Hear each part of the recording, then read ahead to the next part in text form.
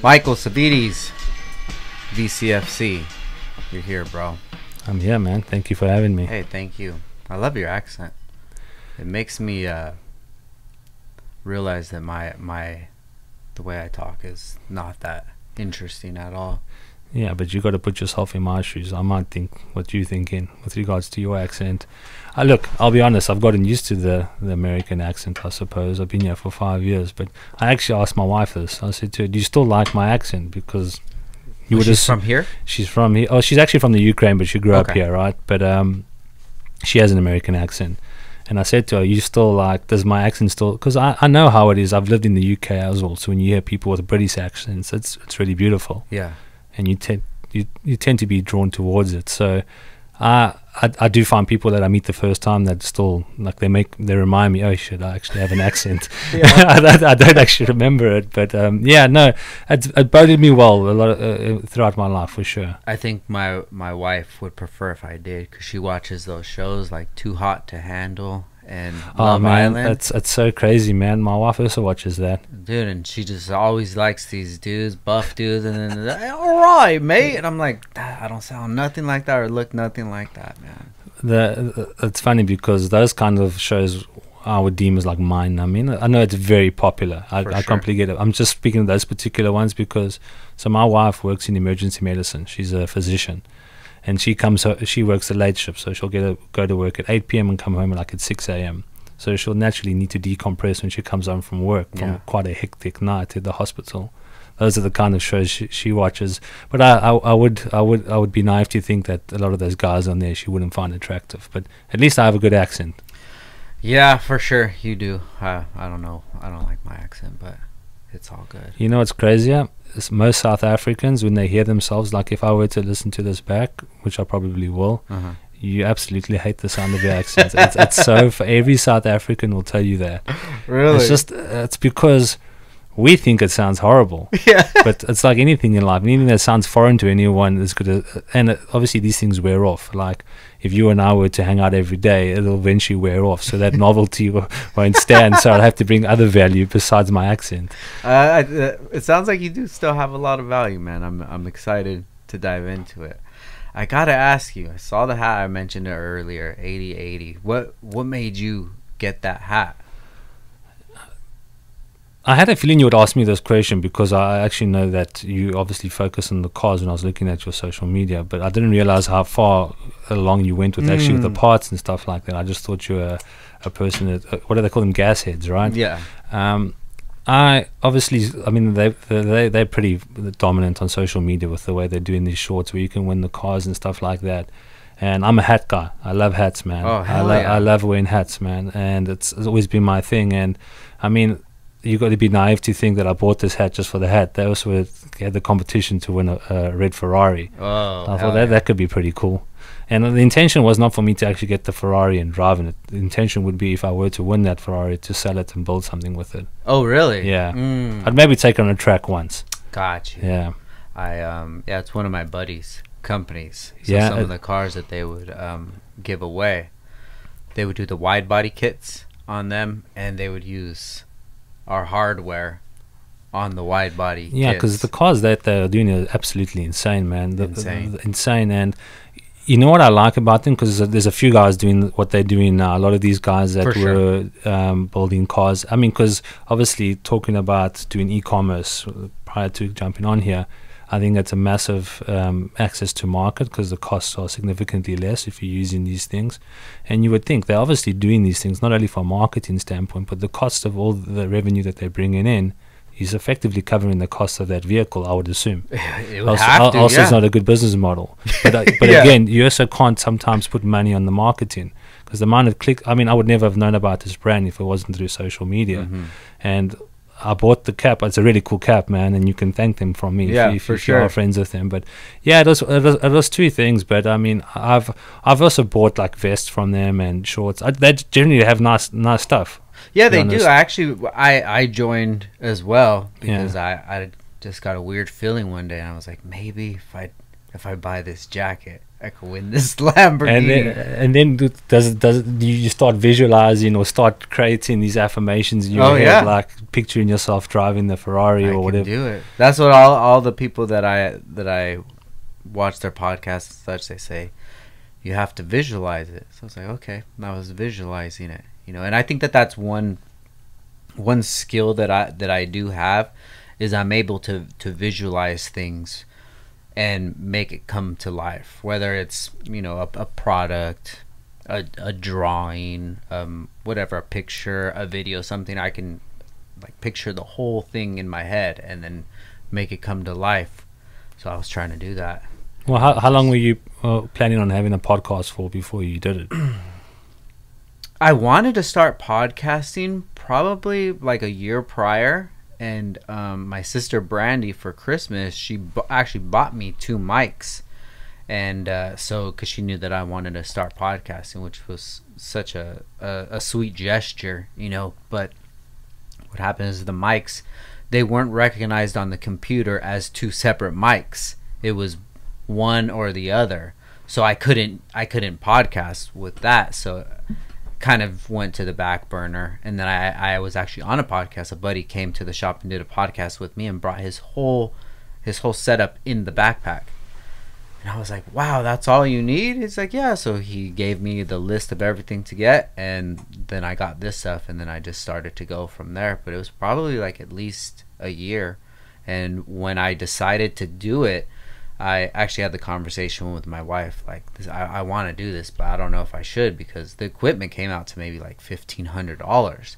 and that's a lot of money to spend on something that you don't even know if you're going to do it or not. But I knew that if I spent that money, that it wasn't going to just get thrown in the drawer. If it was $300-400, maybe, this podcast didn't work out, I would throw it in the drawer or something. But if I'm going to spend that kind of money on it, I'm going to make sure that I do something with it, and I'm glad I did.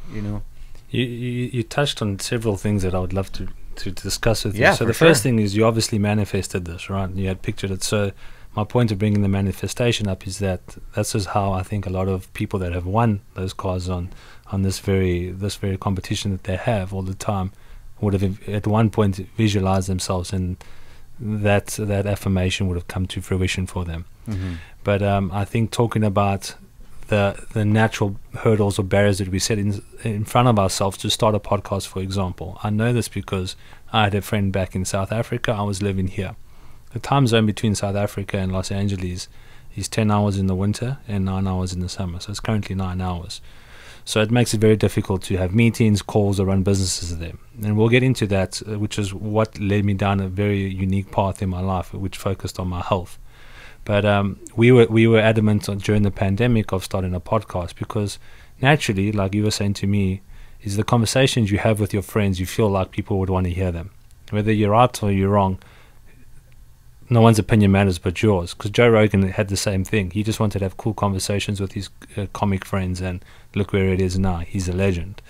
So I think if you had allowed these small hurdles in front of your way to set up, because I know setting up cameras and setting up microphones and getting these things, and also the post-production is the most difficult thing. Yeah, for sure. It's the most difficult thing, and I think that's what deters a lot of people. And that's why you'll see a lot of guys saying, yeah, I'm going to start a podcast, and then they don't even get to 10 episodes, and because the amount of work that goes into it. I think people have this perception that doing a podcast is easy. And we were speaking about this. Is one thing having the hardware, the software, and everything in check. But once you press record, that's when the magic happens. Yeah. And that's when you need to entertain people. And I think people struggle, or they don't acknowledge that if you aren't entertaining, it's okay. There might be other ways to be creative. But I think it's the same thing within business. When do you know when to stop? If you did 10 episodes, you got 1 viewer. Do you continue? You have to. You get to 100, you maybe get 100 viewers. There's a guy by the name of Chris Williamson. He's a huge podcaster. It's called Modern Wisdom, and he has massive guys on there. He's got close to 2.5 million subscribers now on YouTube. Wow! And he's a guy from the UK, from Newcastle. He's a Geordie. So they all the people on Love Island and Geordie Shore and all those kind of programs that were on MTV. And he's now huge. And he was just a guy. He was a nightclub promoter, and what he wanted to do was just have genuine conversations with people so he can learn from them. And if he had allowed those small technicalities that he speaks about, that you just touched on, to inhibit him from doing it, he would not be where he is today. And he's a massive proponent of the YouTube podcasting world. Yeah, I like, as you say this stuff, I can just picture myself being in that same kind of space, you know, and I'm the only one that's holding me back on it. And I wonder if, you know,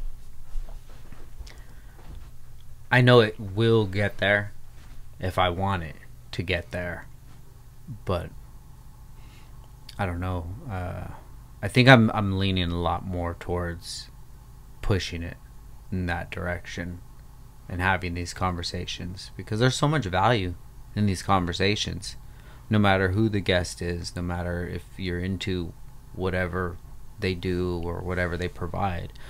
It's still two people talking about how they navigate through life, you know, and you can always find some value through that. And like I told you, we went to this car show this past weekend, and I'll have people, they'll come up to me and say, hey, I like the podcast, and that makes me feel better than them buying the product, when, you know, them actually buying the product is what keeps everything going, you know, keeps the lights on, and that's why we do it. But I'm super passionate about it, and I think that I've, for the last 2 years, I've just been leaving a lot on the table, and I think it's time to take this to the next level. Yeah, you kind of get to that inflection point where you say, am I going to allocate my time to this, or I'm going to let this be either a hobby or a thing of the past? And I think, going back to what I said, is I think you need to have intention behind everything you do, because when you have intention, regardless of how you feel, because you're never going to feel good all the time and wanting to do these things, you need to be able to do them when you are feeling your worst. And I think intention drives that. That's kind of your North Star, because your passion, yeah, it's one thing, but I'm passionate about so many things, and if I'm not feeling up to it, I don't really want to follow that passion right now. So, I mean, what you're saying is, it's incredibly true, right? And I think a lot of people say follow the passion, the money will come, but you also need to know when to also pull that plug. And for me, that we were discussing this offline, is the most difficult thing as an entrepreneur to know is, when do you pivot? When do you change direction? When does the podcast need to maybe focus on a niche, early on cars, for example? Maybe I'll get a bigger audience that way. Or do these general conversations with people from different walks of life? Is that more something that my current or future audience will want? But I think the willingness to try and the willingness to fail is what will get you there. But again, it's like anything in life. You just need to be persistent. Yeah, for sure. Dude, you have a good energy. Thank you.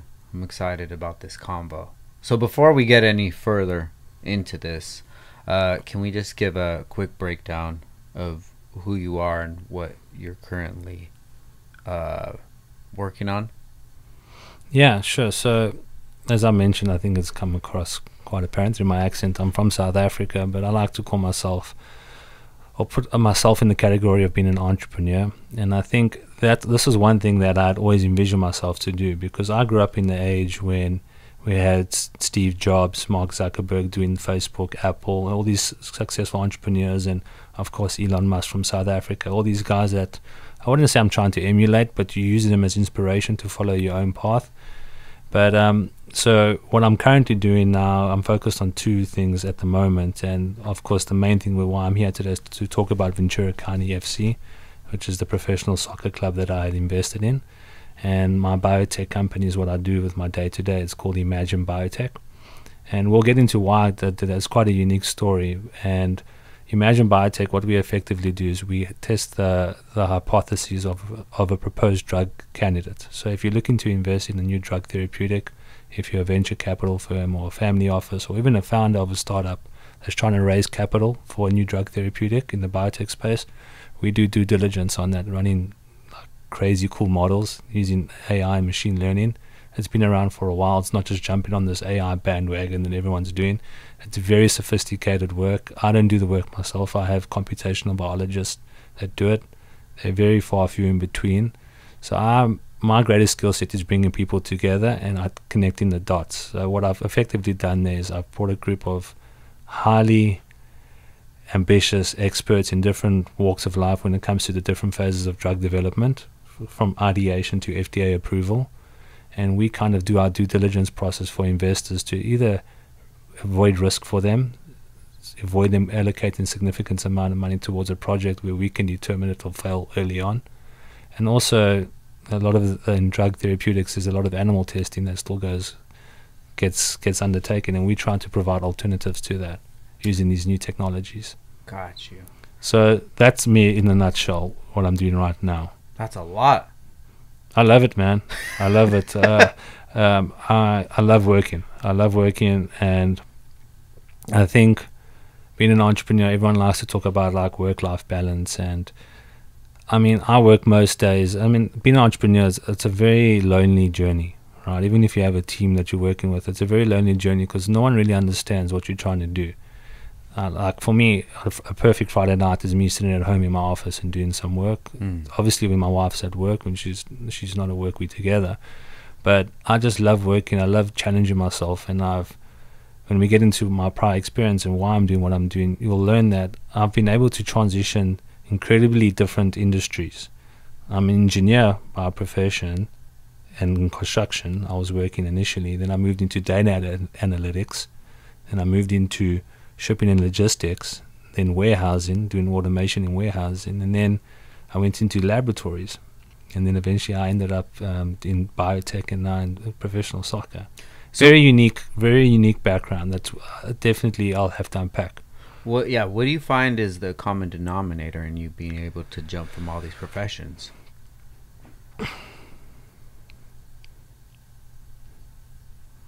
I like doing what people say I can't do.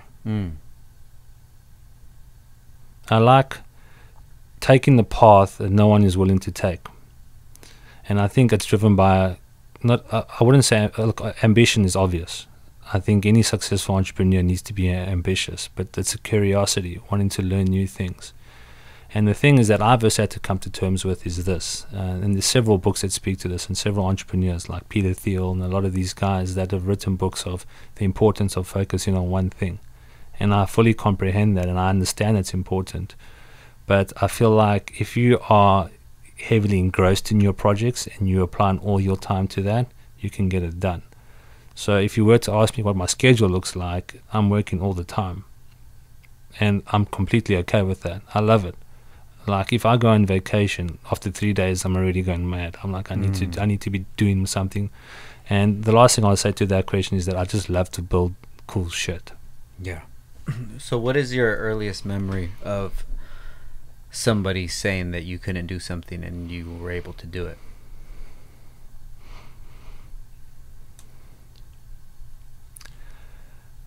I'll give you the start, but then I'll give you the actual story. Okay. All right. So I think the typical thing in high school, the things I remember that kind of just make me want to prove people wrong. That's exactly what it is. It's trying, and the thing is, people would say you're not supposed to prove people wrong. You're supposed to prove yourself right. Yes, but in doing that, you're proving other people wrong, and it just tastes a lot sweeter that way. For sure. All right. Whether you like it or not, everyone would agree to that, but not a lot of people would be willing to divulge that.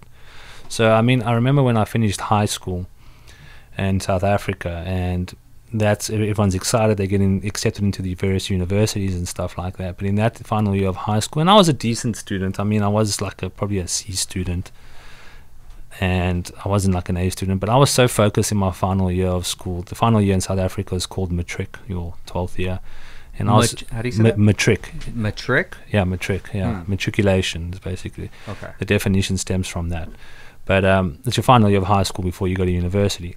And I remember getting all our results back, and my maths and physics marks weren't good enough to get into the course that I wanted to study the following year, which meant I had to rewrite those maths and physics, but not go back to university, to high school, but I had to write those exams the following year, and then I couldn't go to university. So seeing because in South Africa, university starts in February, March. It's not in September time like it is here.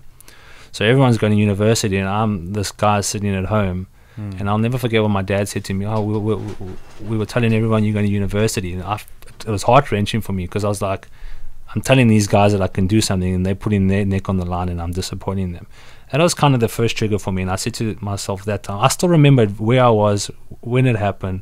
I was with my mom and my mom's friend. We're at the school, and I was in tears, and because I allowed the emotions to get ahead of me, because I was like, what the hell have I just done?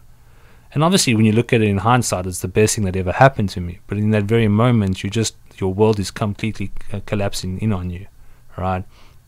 So that feeling of failure, that's still the driving force in me today. Is not one. Look, I've failed several times, but I always know I can rebound because I've done it several times. But at that moment, it was this gut wrenching feeling like, holy crap, I've just disappointed my whole family. And it wasn't even a bad thing. I didn't fail. I just weren't good enough to go study the degree that I wanted to go study. Long story short, I went and studied that the next year, and then I got in. And from that day when I went into university, I just strived to be the best student. And I was never the smartest student, never. And I've just the hardest worker, and I've translated that work ethic into my working life. I've worked for Fortune 500 companies. I've worked in startups. I've started companies. I've worked for startups. So I have a very wide array of spectrum of experience. And I think that was the moment when I was like, stuff this. I'm not going to be left behind anymore. I'm going to be leading the pack. That was that moment. I remember it vividly, man. And the last thing I would say is like talking about being an entrepreneur and trying to get your family to believe in it, or your friends. It's the hardest thing to do, right? And especially like if you grow up in a stereotypical family where your dad was the breadwinner and your mom was carting you between school and back. And that's how I grew up. I had a very good family, like in the sense that my dad would be at work. So that's kind of where I got my work ethic from, and I suppose my impatience towards incompetence.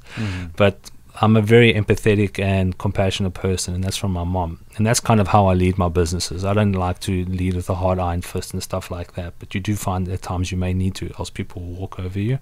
But we were overseas once, and I was in the pool talking to some lady, and then my dad swam over, and she said to my dad, "Wow, Michael's doing some cool things." This was just before I came to the United States. And then he said, like, my dad's never like said like congratulations and things like that, because he just wanted me to go to university, get a job, follow because I've studied 4 degrees, and you would think that's the route you would want to go, is through the bureaucratic organizational route and work your way up. I thought that's what I wanted, but once you get a taste of entrepreneurship, you realize you don't ever want to go back to that. And some people, you have to kind of balance it, which I did, which we'll get into. But my dad said to that woman, one thing about Michael is this: if he says he's going to do something, he does it. And that was all the validation I needed. That was all the validation I needed. So what was it that made him feel comfortable with saying that? As far as, like, what was it that has there been a thing that you could think about that actually that showed him that whatever you stick to, you're gonna do it? What was it that thing that you think that it clicked in him? I think, like, how far down I think it's several things. The one thing is obviously having gone through that ordeal with not making it into university, then going on to do 4 degrees. I had 2 master's degrees at that time, a master's in engineering and an MBA from the UK. So I had to go study overseas. So my point is that I always said I want to go study overseas, and I went and did that. And then when I returned from the UK in 2017, I was back in Johannesburg where my parents live. And for the listeners that don't know, Johannesburg is more inland. And then I moved to Cape Town, which is very much a coastal region, very like a small California. Anyone that's traveled to South Africa will have been to Cape Town. Incredibly beautiful. If you love surfing, outdoors, hikes, wine farms, it's one of the best places on earth. Also because if you go in there with US dollars or British pounds, it takes you a long way. Oh, okay. But it's very beautiful, quality food, and very much international. But when I moved to Johannesburg, I, together with a girl by the name of Palesa Malloy, who was my co-founder, started our first tech company. It was called ParkUp. And ParkUp was an online marketplace where we connected commercial property owners with unused parking to people that needed parking on a long and short-term basis. You could deem it as Airbnb for parking if you really wanted to. Okay. And this was in 2017, right? So that technology is pretty readily available now, and there's some guys that are doing it here. But we were the first to do it in South Africa. But the barriers that we had was the fact that we did not have parents in high-ranking positions in like property funds, like some of our competition did. So the initial business model was this. So in South Africa, shopping centers are different to what they are here. They're just huge shopping centers, especially in Johannesburg. That's because of the safety aspect of it. People prefer to go shopping in massive shopping centers because it's just safer, right, in general. And there's just the acumen for people to want to go to retail stores, and the online thing wasn't a thing then at that time. And we were trying to create a solution where you would drive into the shopping center and you would get to the boom, and you have a camera there at the front of the boom. It scans your license plate using license plate recognition. It would pick up that you had a park up account. The boom would open. You would drive to your parking bay, go do your shopping. You would leave, drive up to the boom, would scan your license plate. It would work out how long you've been in there and deduct your account, and you'd be off on your merry way. But then we added additional features like that, because South Africa, there's a massive issue when it comes to theft, crime, carjackings, and things like that. So we had developed a device, which you kind of see these devices now when you go to like airports or shopping centers here in the US with the green and red light, where it shows you the parking bay is available. Yes. So we had developed our own sensor at that time where it would speak to the app and direct you to an open parking bay. And then you would park your car into that parking bay with the sensor above the parking bay. So now the sensor knows your car is there, and if someone were to steal your car, it would notify you on the app, and by the time they got to the boom would know not to open. This was the technology we were building at the time. Oh my God. And this problem we were solving was several problems. One is where at that time, whenever you would go and you would get a ticket, right, for a parking ticket, and then you would, when you leave in there, if you don't have like spare change in your pocket or your purse, you would have to go draw money now to pay for this, because back then those machines you didn't put in cash and you'll get coins in return. You had to put coins only. So that was the one issue. And then also people losing their tickets is very common. And then the car aspect of it, getting your car stolen or whatever it is, it still happens, man, to this day. So but then we found a lot of hurdles, because a lot of these shopping centers are owned by property funds. Property funds own like several properties in and around Johannesburg and across South Africa and even in Africa. But they kind of saw us as we coming in to take a bit of their revenue, even though we created a solution for their customer experience, but it wasn't a problem that they were willing to solve at the time. So much like you do with entrepreneurship, you eventually have to keep knocking at their door, but then, to my point that I made earlier on, is knowing when to pivot. Knowing when to pivot is the most important thing as a startup founder. Because when you know, if you pivot and you make the right decision at the time, and a lot of things have to go your way, that's when you know you actually now got a business that has legs to run. So that model wasn't working for us. We were struggling. And then eventually we went to an incubator at one of the universities in Cape Town. So I moved to Cape Town from Johannesburg shortly after I came back from the UK, from the University of Manchester. So my business partner was in Johannesburg, I was in Cape Town, and this is how we were going to take on the business. And we very quickly found that these guys don't want to do business with us. And then it turns out one of the guys that the property fund, his son went to start a competitor to what we were doing, called, I think it was Admit or Kaching. And obviously these guys have their parents backing us. But then the thing is, we knew that business model wouldn't work, because the shopping centers in general just didn't want people digging into their existing revenue streams. Right? They couldn't care about the customer experience, because people were going to go regardless. Mm-hmm. Then we changed to this more sharing economy model, and that's how we got to that. Was the one that we were walking down the street and we saw all these cars parked along the side of the street. And again, people in South Africa will tell you, every time you have your car parked in the street, you don't ever expose any backpacks or anything in the car. They'll break that window and steal it, like they're doing in San Francisco. Third world country, first world country, it's same thing's happening, right? Yeah. Crazy thing to think about.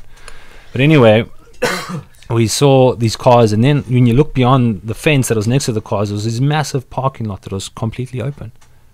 And we're like, why don't we just try and marry the two? Like, then we phoned that property owner and we said to him, hey, like, what are you charging for parking bays? And he said an amount, and I said to him, so how many are you renting out? He said none. So I said, how many parking bays do you have? He said 200. So I said to him, so if you were to rent out even 10% of them, you would be making this money? Yeah. So I said to him, well, why don't you give us 10 parking bays and let us try to sell it for you? And we did it like this. Because what we did is, back then they had these platforms online, like you get online for self-storage and stuff, and selling second-hand stuff like eBay and Craigslist. It was called, it wasn't junk mail, I can't remember the name of it, but something with a tree. But my point is that people were listing parking bays on there to rent. So I would phone these people and say, in their residential addresses. So I was like, this can be kind of an Airbnb model where people are listing their own parking bays and not big shopping centers.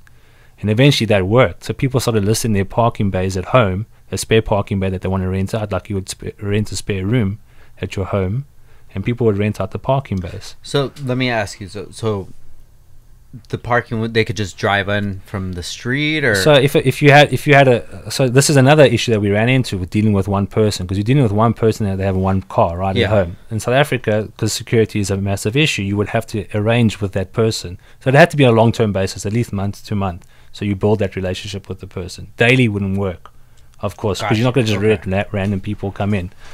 So that was an issue we found, but then we realized a lot of the property funds that we were dealing with owned commercial office parks. And when you go to commercial office parks, especially in Cape Town and Johannesburg, a lot of people we spoke to, either that there was not enough parking for the staff, which is absurd, because now staff must park on the street. And this is how Palesa actually initially came up with the idea. She worked at a bank. She was a CA, a chartered accountant, and she had to park outside on the street, and she was always worried about her car being stolen. So that's kind of how this whole thing came about. And eventually these property funds that turned us away, they became our clients, because all the shopping centers that had additional unused parking, they could now rent them out. And then all the office parks that they owned as well, they could rent out to businesses that maybe needed additional parking next door, but their staff were parking outside on the street. So that business went on for, it was tough, man. But at the same time, I had to get a job, because I had a traditional Greek dad, and he's like, the startup stuff is not going to work, it's going to take you a long time. So I went and got a job at Maersk, the Danish shipping company. So if you've ever driven along the highway at the port of Long Beach, you'll see the big containers with the stars. So Maersk is a Danish conglomerate, and they have the massive vessels. So they have various facets to their business. They have shipping, they have rail, they have air, they have inland distribution, they have freight forwarding, they have everything, right? And I joined Maersk at the same time I had started ParkUp, but Maersk's head office was in Cape Town. That's why I moved to Cape Town. And the program that I joined was called Go with Maersk. It was a graduate program that they had, where they chose, I think at that time, 70 of us from around the world. I think there was maybe 2 or 3 of us from Africa, myself from South Africa, a girl from Nigeria, and another guy from Egypt, I think. I stand to be corrected. But anyway, people that they've chosen from all around the world, so from America, from the UK, from Australia, from Asia, from India. And the whole idea was to bring young, innovative minds, everyone with a master's degree, to come help see how we can create and nurture future leaders.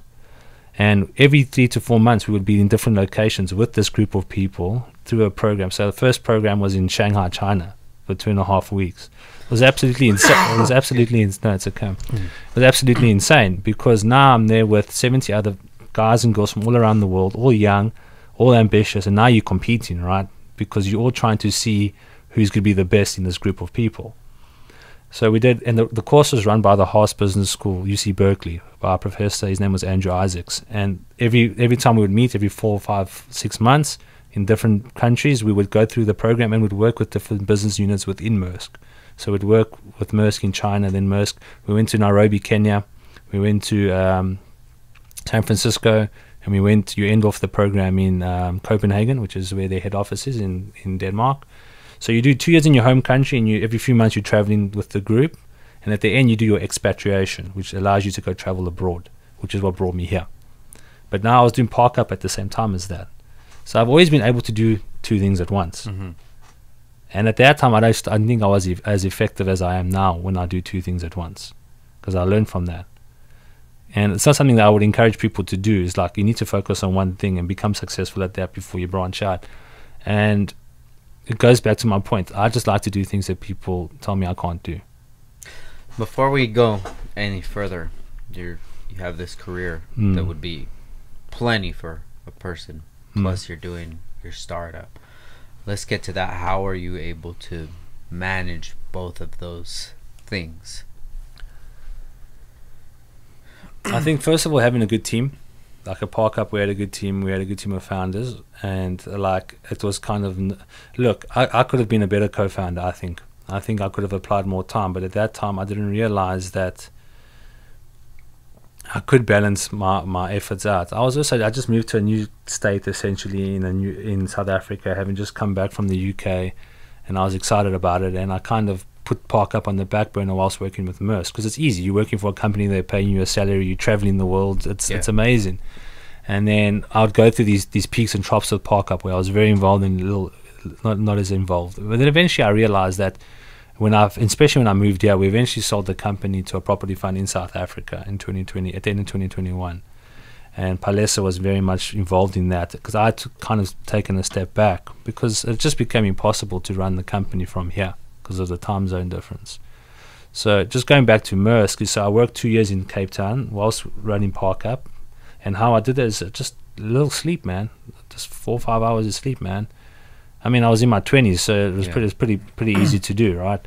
And again, are you determined to do it? Because it's quite I think I find a lot of people, especially when I was growing up, and I might have fell victim to this myself, so I'll call myself out on that as well, is that just being attached to a startup, being attached to a tech company at that time, it was more important for me probably, or a lot of people, just to say I'm involved with it as opposed to building it. That was one of my learnings from that. And that's about managing your ego, right? So my point is, like, I think the business could have been a lot better if I put in more effort. And I think a lot of the success was down to my co-founder. But she understood that I also had bigger ambitions and I needed to come to the United States. So when I made the move here, she was understanding of that. But eventually we came to the consensus that it's better that I walk away. And then eventually the company was sold, which is great, because it's always good to have an exit under your name, I suppose, as a company or a startup. Got you. I don't know if you can get specific or not, but what the ballpark what the company was sold for? Well, I mean, look, if you're going to convert it to dollars, it's not that much, because it's in South African rands. But what I will tell you is the last company that I was a part of where we did the exit, or where we sold with the laboratory, which we can get into, was a lot more than that. Gotcha. But with the Park Up one, it's the hundreds of thousands of dollars. It's nothing crazy, man, because but when you convert that to South African rands, it's a lot of money. But the point for me wasn't about the money. It was just getting that under my belt, or getting it under our belt. And I learned a lot from that. I learned to become a better co-founder. Okay. Now, was any of this, starting the business, going on the starting the career with Maersk? Maersk, yeah. And then the things that you're in now, how much of the motivation was finances versus you challenging yourself if you could do something or not? I think coming here with Maersk was my stepping stone to get into the United States, because any foreigner will know it's difficult to get here and get a job here, right? And especially as an entrepreneur, you have a lot more to prove to come here. You either have to throw money down, or it can be done. It's just a lot harder. So I just knew Maersk, and Maersk was a good company, and whether they were okay with me doing Park Up or not, I was still one of the higher performers. Like I'll always perform at the highest.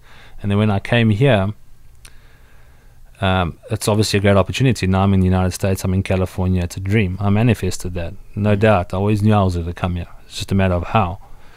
And then I got here in 2019, and then COVID happened in 2020, so you get to be working from home. And you start to realize that a lot of people within your team or the company you're working with, all you need is 3-4 hours in your day to do your job.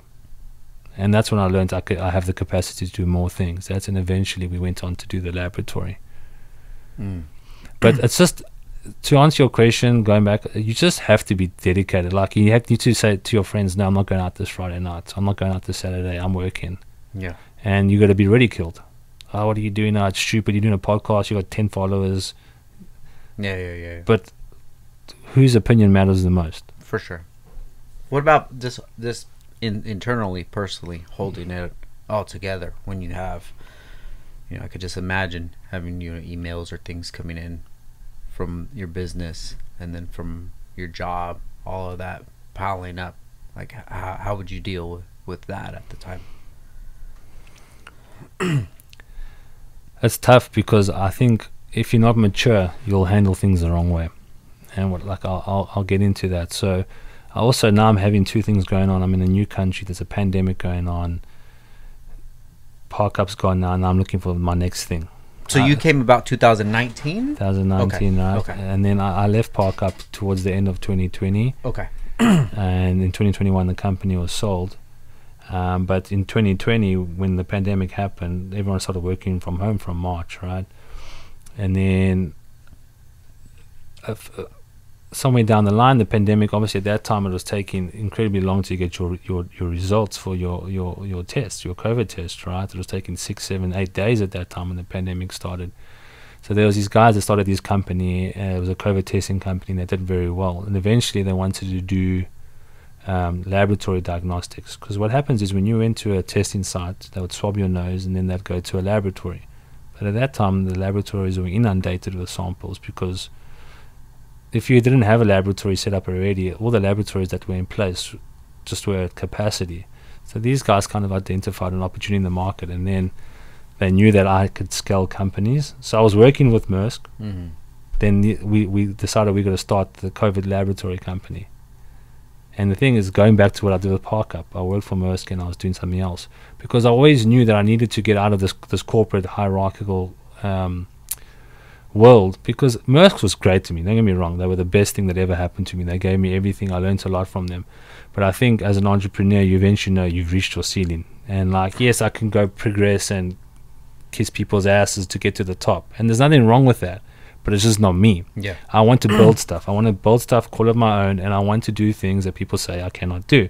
And one of the things was, how the hell are you going to get into a laboratory, right? You had no prior experience, but I just know how to scale companies. So how the laboratory started was, we got funding from this company, and my business partner at the time was Zeus, and he was a scientist, and we kind of built this thing slowly together, and eventually we got hired the right people. Hiring the right people is the most important thing. You have to have lab directors, you have to have lab clinicians, you have to have clinical lab scientists, and we did this with the funding that we got from this company, and we scaled it, and then we built that company to 3 laboratories in a short space of time. Like within a year, we had laboratories in Los Angeles, we had one in Brooklyn, New York, and we had one in Tysons Corner in Virginia. How does this even happen? So what happened was, is the COVID testing company, they had gone to like 40, 50 locations across the country, right? This COVID testing company. And the laboratories they were working with were just completely dropping the ball, taking a long time. And at that time, if you remember, people were missing flights, they were missing funerals, they were missing... it was terrible times, man. Yeah. And what we were just trying to do is trying to ease the pandemic. We were just trying to help, man, because we saw the opportunity, obviously, as what it was. But how it happens is just hard work and being... The reason why we were successful is that everyone bought into the vision. You need a leader that communicates the vision, and everyone buys into it, everyone bands together, and everyone works towards it. Like, people were working 20-hour days to build this company, man. It was insane. Craziest time of my life. And eventually, I left Maersk, and I continued to do that. And the company last year, in June, we kind of decided, okay, we gotta close up, sell everything, and be on our merry way. How does the conversation? How did you even manage to get in the conversation to even for the laboratory? Start that. It speaks to my point that I made. Is like, you need to put yourself in those situations, right? And I think I'm just the kind of person that I don't have a problem starting a conversation with anyone, and you meet people that way. And I would attend a lot of these networking events in and around Los Angeles, even though the pandemic was going on. These things were still going on, right? And I had a South African friend that introduced me to these guys trying to do it, but they didn't know how to do it. I mean, we didn't know how to do it either, but we just knew that I just knew how I can build something, and I wanted to contribute to the pandemic. I wanted to help, and I had the time, I had the capacity, and I knew that what this is going to take is just hours of work. So I met these guys, and they kind of interviewed me, the guys that were going to fund the whole thing, and I did an interview, didn't hear back from them. They got back to me, then I had to do another interview, and I can tell you now, majority of people would have stepped away after 3-4 weeks of what I was doing. It was hard, man. I never slept. I dedicated my life to working on building this thing, and in 9 months we had over 100 people reporting to us across 3 states. Extraordinary times, man. We could never do that again. I'm not naive in thinking extraordinary times. And the company was doing really well. It was doing like over 10,000 samples a day, and that's 10,000 people getting swabbed every day, and their samples are coming to the lab. And at that time, we were trying to find ways in which we can innovate and make the process a lot easier. And we resorted to a lot of automation, like these things called Tecan machines, which do the pipetting. And I can get into that if you want. But to answer your question, it's just putting yourself in the right room, backing yourself. And I wouldn't even say what Richard Branson always says, like, fake it till you make it. It's not about that. It's about believing in yourself. Mm-hmm. And how I got in there, it's just about networking, putting yourself out there. Creating a reputation for yourself is very important, right? You are a brand. You are a brand, right? Mm-hmm. And if you give off, and it's the one thing I've also learned is this, is like with any business, right? you do a bad job for one customer, 12 people will know. You do a good job for one customer, only 3 people will know. It's the same thing with your reputation, right? You do one bad thing, your reputation is kind of tarnished. But at that stage, I had developed quite a good reputation amongst the startup entrepreneurs in that community in Los Angeles. And, I mean, they took a bet on me. Like, can this guy actually help build this thing? Because we built it from scratch, man. But we hired the right people. We had all the licenses in place. We did everything to the book. But why we were successful was because of how we built the teams together, and where we actually ended up is nowhere near what we thought we could do. We had these cool facilities, state-of-the-art facilities. I was traveling a lot, and we were contributing to easing the pandemic, man. It was probably one of the proudest things I've ever done. Wow. So the skill that you feel that you bring to the table is being able to scale. Yeah, I think, look, is scaling a skill? I don't know. I just think I'm good at bringing people together. And also, you know, you have some employees, right? The morale of the employees will dictate the success of the entity. If your employees aren't engaged, they're not feeling heard, they're not feeling like they are appreciated, it will naturally impact your end result and effectively your bottom line. So I made sure that everyone felt heard. I tried my best, dude. Like, it's difficult being a leader, and especially when I was traveling between the 3 states to all these meetings and things like that. And just to make sure that the morale was there. And I think that's the value I bring, is the ability to make sure people are coming along on the journey. I'm good at selling the vision and getting people to buy into it, but that's just step 1. Step 2, 3, 4, 5 is making sure you maintain that what's the word I'm looking for? Like that persistence, that aggression to scale. Because as a startup, you need to scale fast, else you'll be eaten alive.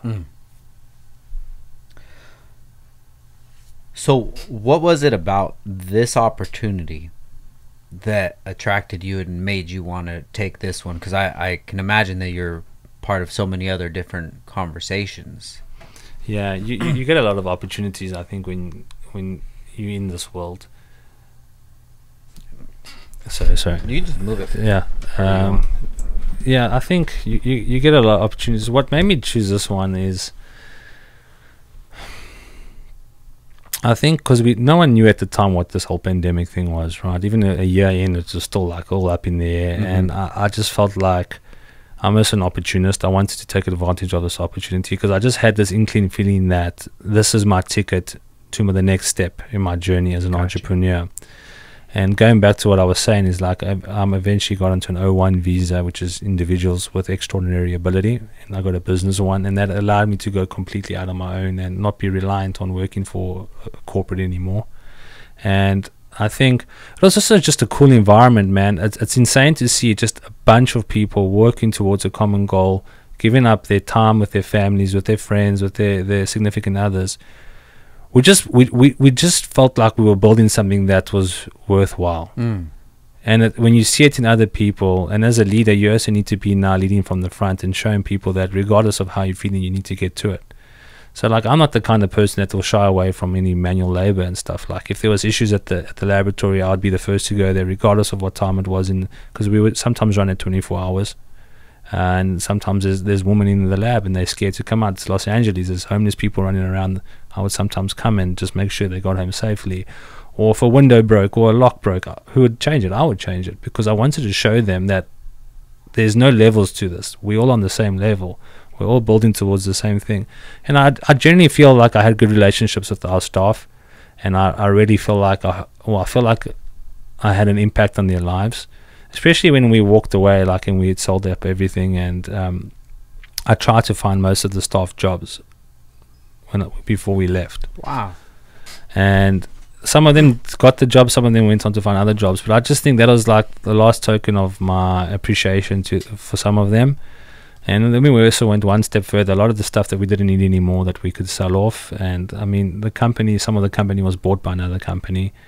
But we had done these auctions to sell a lot of the equipment, right? But you must now, after a pandemic is run, a lot of the equipment becomes kind of obsolete, bro. It's insane how much we paid for this equipment and then what we sold it for.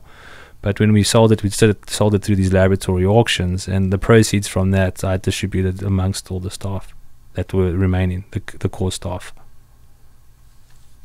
How many staff did you have? At that time when we were distributing it, or just in total? I would say we had, at one stage, we had over 100 people, probably 120. Wow. Because you must understand, when you're running a laboratory, we were running three shifts, 3 8-hour shifts. So in the morning, in the afternoon, in the evening, and we'd have overlap. Because it's just easier to communicate to the next crew what's been done here. Because there's some samples that are still being run, there's some samples that are still need to be heated up, and so on. So at each shift, at one stage, at the peak of the pandemic, there was 8 people working at one time on a shift. So that's 24 people in a day. And you also have the lab manager, you have your lab director. You need a lab director for every lab, and then you have a clinical lab technician. You have so many staff, because you're trying to, obviously you have to adhere to the rule of the law, man. You can't, with laboratories, you can't step outside the lines. Even though during the pandemic the government had released the EUA, the Emergency Use Authorization, which allowed a lot of red tape to be dropped. It happened with the vaccine as well, right? They just brought these things to market without really doing true human trials, and I mean the adverse effects of that is becoming pretty prevalent now, but it's a conversation for a different day. But my point is that we had a lot of hurdles, but I just think we had the right people, man. We had people that were willing to push, man. They were working towards a common goal. And there's a lot of people probably in their friend groups or their families will have lost their jobs during the pandemic, so I think they were also grateful for that, man. And we tried to make the environment nice. Like every day they would have food. Every day the fridge was stacked. Like it was a typical startup in that regard. Every day they were fed. But again, it's hard to keep people's morale high, especially in a time like this when they're not seeing their families, or some person maybe have lost a loved one and they haven't spoken to anyone. And I think in high pressure environment, because it is very high pressure, right? Because we have a promise to the customer that we're going to return your results in 24 hours, 48 hours, whatever that is. And people will use that to now book their flight. And you have people phoning in, I'm fucking at the airport, what's going on? Oh, shit. And sometimes when the sample is, when you swab a sample at the collection site, they don't swab enough, so there's not enough DNA on that. Well, not enough, so yeah, the person has to go get re-swabbed. And you cannot release results that have a false positive, right? Yeah. You have to ask them to go get retested again. So that phone call now is also a tough phone call. Hey, we don't have enough sample here. But it wasn't us that did it. It was the collection site and the nurse. But they're not going to understand that because they're talking to you. And as a laboratory, we didn't have to do that. We chose to do that because I try to focus on customer centricity. But it's a difficult conversation having someone on the phone saying, I'm missing the flight, or I'm at the airport, I'm at the gate, I'm the last person there. It was very stressful. And obviously that stress as a leader will boil off into your staff, and you need to be very mindful and cognizant of that and kind of take yourself out of that situation, man. But the thing I'm most proud of is just like the people and the retention of staff we had. Everyone that we started with, I would say probably 98% of them stuck around till the end. Wow. And that speaks to culture. I think it speaks to culture. And they also formed their own culture, the staff. I love that. The managers would take responsibility to take them out for dinners, or create like typical things that you would find in the office, like putting your pets up on the wall. Those small kind of things go a long way, right? And I wasn't doing that. My staff were learning from me of the things I was trying to institute. And I think that's what I really love doing, is I love leading people. I love leading people and helping people achieve what they want to achieve and helping them realize that they can achieve it. And I'm not even where I want to be, man. I'm nowhere near where I want to be. This is so interesting. Just one thing I'll say to you is I understand that it's probably difficult to comprehend how I was working for this conglomerate and starting this thing. I just did it, man. Yeah. I just did it because I didn't want to go back home. I didn't want to go back because I felt like I'd reached my ceiling in South Africa. And the whole program with Maersk was that after 2 years, you would go back home. Go take your learnings from what you had garnered. It's an amazing program. I mean, like, I'm incredibly grateful for it. But I wouldn't be surprised if a few people that formed part of that program that I was on, a lot of them became my friends, would tell you that I was probably destined to follow this path that I have, because even when we had gone to Shanghai and all these things, you presented in front of the executives, and I presented to the CEO of Maersk several times, and I would propose these cool, innovative ideas, and they would kind of shut it down. And I understand, because there's a time and a place for certain things. But there's this one thing I was really passionate about, if you don't mind me talking about it here. Of course. So on the first program we did, we went to Shanghai, but it was incredibly cool, right? So there's a bunch of guys your age, like late 20s or mid 20s and early 30s, guys and girls, go into one location and everything is paid for. We stay in a 5-star hotel. It's amazing. Programs run by UC Berkeley. Every day you're doing lectures, and then the nights you're going out drinking, partying, whatever it is, and the next day you're back on it. So you build genuine relationships and lasting relationships with the people there. I still talk to everyone to this day, most of my friends. But I always felt like, I wouldn't say I felt like I was an outsider. I just felt like it wasn't my place to be, man. Like, I enjoyed it, and they were trying to make this a program that was going to bring young, innovative minds to bring these new ideas into the business. But when you step into any big company, anyone that's working one will tell you the bureaucracy is what stifles innovation. And there was this cool thing that I had presented on in Shanghai, and this was in 2017. It was called the Hyperloop. So the Hyperloop was an idea that's been around for a long time. If you grew up watching the Jetsons, it's kind of that whole vacuum in a tube kind of idea. They used to use it in the post office where you would roll up the post and put it in. And that's just vacuum sealed tubes. And the idea was kind of born from that. And I think in 2013 or whatever year it was, Elon Musk came out with a white paper speaking about the Hyperloop. And eventually in Hawthorne here in California, outside the SpaceX facilities, they had developed this test track for the Hyperloop. It was a smaller tube. And what the Hyperloop effectively is that picture a train or a rail with a rail in a tube, but the tube has no windows, it's just all air, and the air is extracted, right? So they extract the air using these pumps, and by extracting the air, it removes the friction inside the tube, because now it's vacuum sealed. And what they do is in the tube there's these maglev rails. So like you have the maglev trains, right? That they basically levitate, because they are, like in China they have the bullet train. Yes. And it reaches speeds of like 200 miles per hour. So the idea of the Hyperloop was to put these pods, is what they called them, inside these tubes on these rails using maglev, extracting the air so there's no friction. And now you're using what they would call as a linear motor as opposed to a rotator motor. A normal motor works like this with electric with these electric rails. They did a linear one, so it'll go along the length of the pod, which allowed it to, at that time they hypothesized, to reach speeds of 400 miles per hour to 500 miles per hour. And the idea came when Elon Musk was traveling between LA and Las Vegas, the time taken there. So that's why he eventually built the Boring Company, where they're drilling these underground tunnels, kind of going 2 and 2. But he's the one that pioneered the Hyperloop thing. It had been spoken about, and a few companies came out, like Hyperloop Technologies and Virgin Hyperloop, and they were doing these test tracks in the Nevada desert. Incredibly expensive, but the issue is that what is the impact of 400 to 500 miles per hour going to do on a human body? But this was the first time in 100 years that a new form of transportation had come out. Ships, cars, trains have been around for over 100 years. There's been no innovations at that time.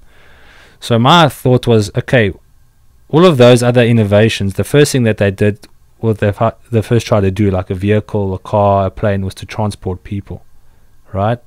This was going to do that, but they were going to struggle. So I was like, well, why didn't they try to transport freight?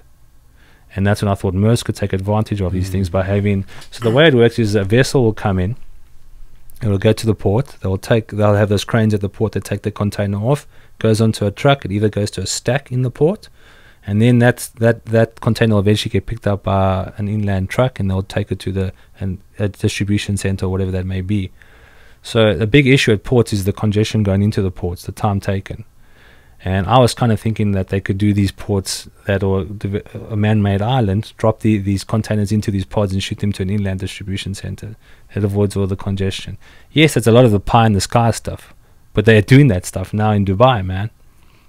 With not containers, with the deconsolidated freight, so on pallets. They're trying these things. Because there's no human error that's going to come in, and you're not impacted by the environment, because you can run these things on solar. That was the idea, which is difficult. But the fact that you could not be impacted by the elements because it's in a tube, and if you're transporting freight in there, you can. It's incredible what you could do with that, man. Imagine from the vessel to an inland distribution center, and then it goes off. What was the distance? It could be any distance, man. I mean, like the reason, and this is the stuff that I was hypothesizing that they could do. I don't know. what I'm saying, what they're doing in Dubai now is they've done the first track between, I think, I don't know if it's Qatar and Dubai or within Dubai, but they're trying to transport humans. But for me, the biggest issue and the problem I was trying to solve was the congestion going into ports and the congestion coming out of ports, because a lot of the times, one of my first jobs in Maersk was customer insights. So I would listen to calls from the customer service people. I'd look at emails what were coming through, and people were missing their shipping schedules because the trucks weren't getting there on time to make the ship, and because they weren't doing this because of the congestion. So the idea was to get containers in and out of the port without using trucks, using this new technology on this maglev rail. But I presented that to the CEO, and he kind of said, they kind of brushed it off. And at that time, I probably took offense to it. But I realized there's a time when there's a place. It's not something that we should focus on. He did say to me, that's something for you future guys to deal with. But at that stage, that's when I realized, if I ever want to have an impact on this world, I need to go out on my own. That's interesting. That just to even propose that sort of idea, to something that's not even in use. I can see it being like, well, at this company they do this. If we implemented that in our company, it would help out. But just having like a whole brand new idea, man, you think on a different level, bro. That's it's impressive. No, thank you, man. Thank you. Look, and I get it. Like my story is not traditional where it's following these things. A lot of things are overlapping, but that's kind of how I've done it, man. I've kind of done it that way. I'm at the point now where I don't feel like I have to explain it to people if they don't want to listen. Yeah. I know that a lot of people would probably say it's better to focus on one thing, or how can you do that? And I don't know. I just feel like I don't like to be pigeonholed. I don't like to be told. I don't like to be told what to do, man. Like, I don't know what it is. Like, even if I want to do something, you say no. Just let me go try. Let me go try and fail. I'll take it on the chin. Like, I'll be the first to admit it. But I think people try and impose their own insecurities on you when they are telling you these things, man. For sure. And no one will be happy for you until you've reached the success. Yeah. And that's not what you need. You need people to be happy for you on your journey to the success. And that's the problem with society. Yeah. No, I 100% agree with that. But I can see it from the other side too. It's hard because if somebody sees, most people see themselves as the end all be all, and if they can't even comprehend taking on a project like that, starting their own business, even starting their own t-shirt company, how can you do it? If I can't do it, how can you do it? But then, that's where ego comes into check, and then it comes into you actually having to look inside of you. And like, wow, am I really maximizing my time? Am I doing the most with the time that I have? Am I really just working 3 hours out of the day, and the rest of the day is just bullshitting? Like, and when you have those conversations, then you can start to realize that there's a lot more possibility that you actually do have. But having those conversations is definitely a hard one to have.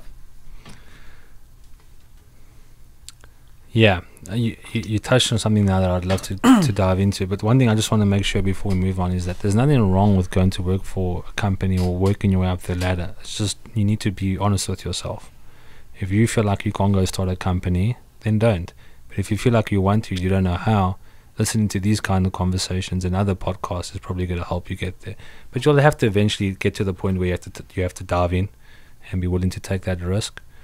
But talking about the ego, I think that's something that allowed me to, understanding the ego allowed me to mature as an individual. And that translates into everything in my life, I believe.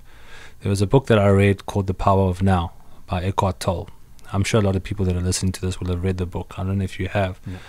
But Eckhart Tolle, the whole premise of his book is that he came to the realization when one time he was younger, he was suicidal, and he was telling himself, I want to kill myself, I think it was. And I stand to be corrected here, but I'm just going to give you what I remember from reading that book, because it had an impact on my life. And the point of saying, I want to kill myself, is like, but why? Who is I? And then he came to the realization that you are not the voice in your head, you are the observer of the voice. So whenever you're having self-doubt, well, should I do this? It's not really you. It's your subconscious mind telling you that, right? It's not Frank. You know what I mean? Yeah. It's not you. And in that book, he goes into it. That book I highly recommend. I buy that book for people. It had a significant impact on my life. And now I'm reading another book by a gentleman by the name of Mo Gardat. It's called The Little Voice in Your Head. And Mo Gardat, he was, I think, Chief Business Development Officer or Chief of Business for Google, like helping them expand across the world. Very successful guy. And then he ended up losing his son Ali at the age of 5. And this story of having all the money in the world, all the success, everything, but losing your son. And that obviously led him down a path of unhappiness. And the whole point of writing this book, That Voice in Your Head, is to help you get to the point where you understand how you achieve your happiness. And it's about calling that voice out in your head. And I think a lot of entrepreneurs like you and I are speaking about that self-doubt. If you are able to catch yourself in that moment of saying, I can't do this or I don't want to do that, the weight immediately drops from your shoulders. When you are present in that moment, like I'm a big proponent of trying to be present. It's the hardest thing to do because you have to remind yourself of doing this. And how you get good at it is by continuously reminding yourself. And there's guys like Ed Milet, these podcasters that will give themselves triggers. Click their finger and, okay, let me step out of that. But I think if you're able to become conscious, you're able to manage your ego. Because your ego normally gets hurt when someone says something to you, and you allow. I think allowing your emotions to dictate what you say is the worst thing that we as humans all do, man. It's the hardest thing to control. But I think by applying these tools of becoming present and catching yourself in that moment and managing the ego, and how you, like, someone might say, how do you manage your ego? It's just also about being honest with yourself. And I think a lot of self-reflection, a lot of people don't do. A lot of people probably turn to social media or porn or cannabis or whatever it may be to probably maybe deter them from thinking those thoughts in their head, like what we're talking about now. Because it is scary to sit with yourself nowadays and just think. Your mind will go down several different paths. But I think that's kind of how I've learned to manage my ego, is just having those tough conversations with myself, sitting down and actually acknowledging where I've done right, where I've done wrong. And I mean, I make mistakes all the time, man. But I think acknowledging them and not beating myself up about them is kind of why I feel like I'm just generally in a happy place. Not all the time, man. It's tough to be happy all the time. Yeah. It's so hard. Yeah, you were talking earlier about Matt having tough skin. Did you always have tough skin? I don't think so. I think it's an accumulation of events throughout my life. So when I was in high school, I wasn't the tallest guy and I wasn't the most athletic guy, but I played soccer, right?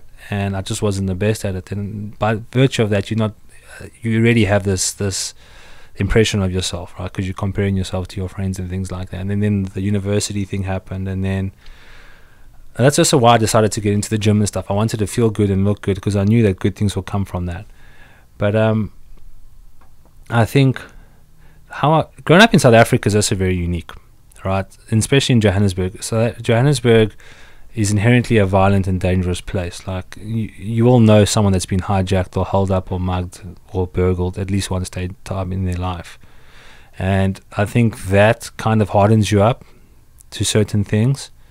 And I think also going through, it was in 2013, I had just started my first master's degree, and my mom was diagnosed with breast cancer, and she had come home. She's fine now, thank God, but she had come home, and like I remember her and my dad were in tears, and my brother obviously. And then something just clicked to me. I was like, I'm not going to let this ruin my family. And I'm the younger of my brother and I. We best friends, my brother and I. His name's Andrea. He lives in Cape Town now. He's doing really well.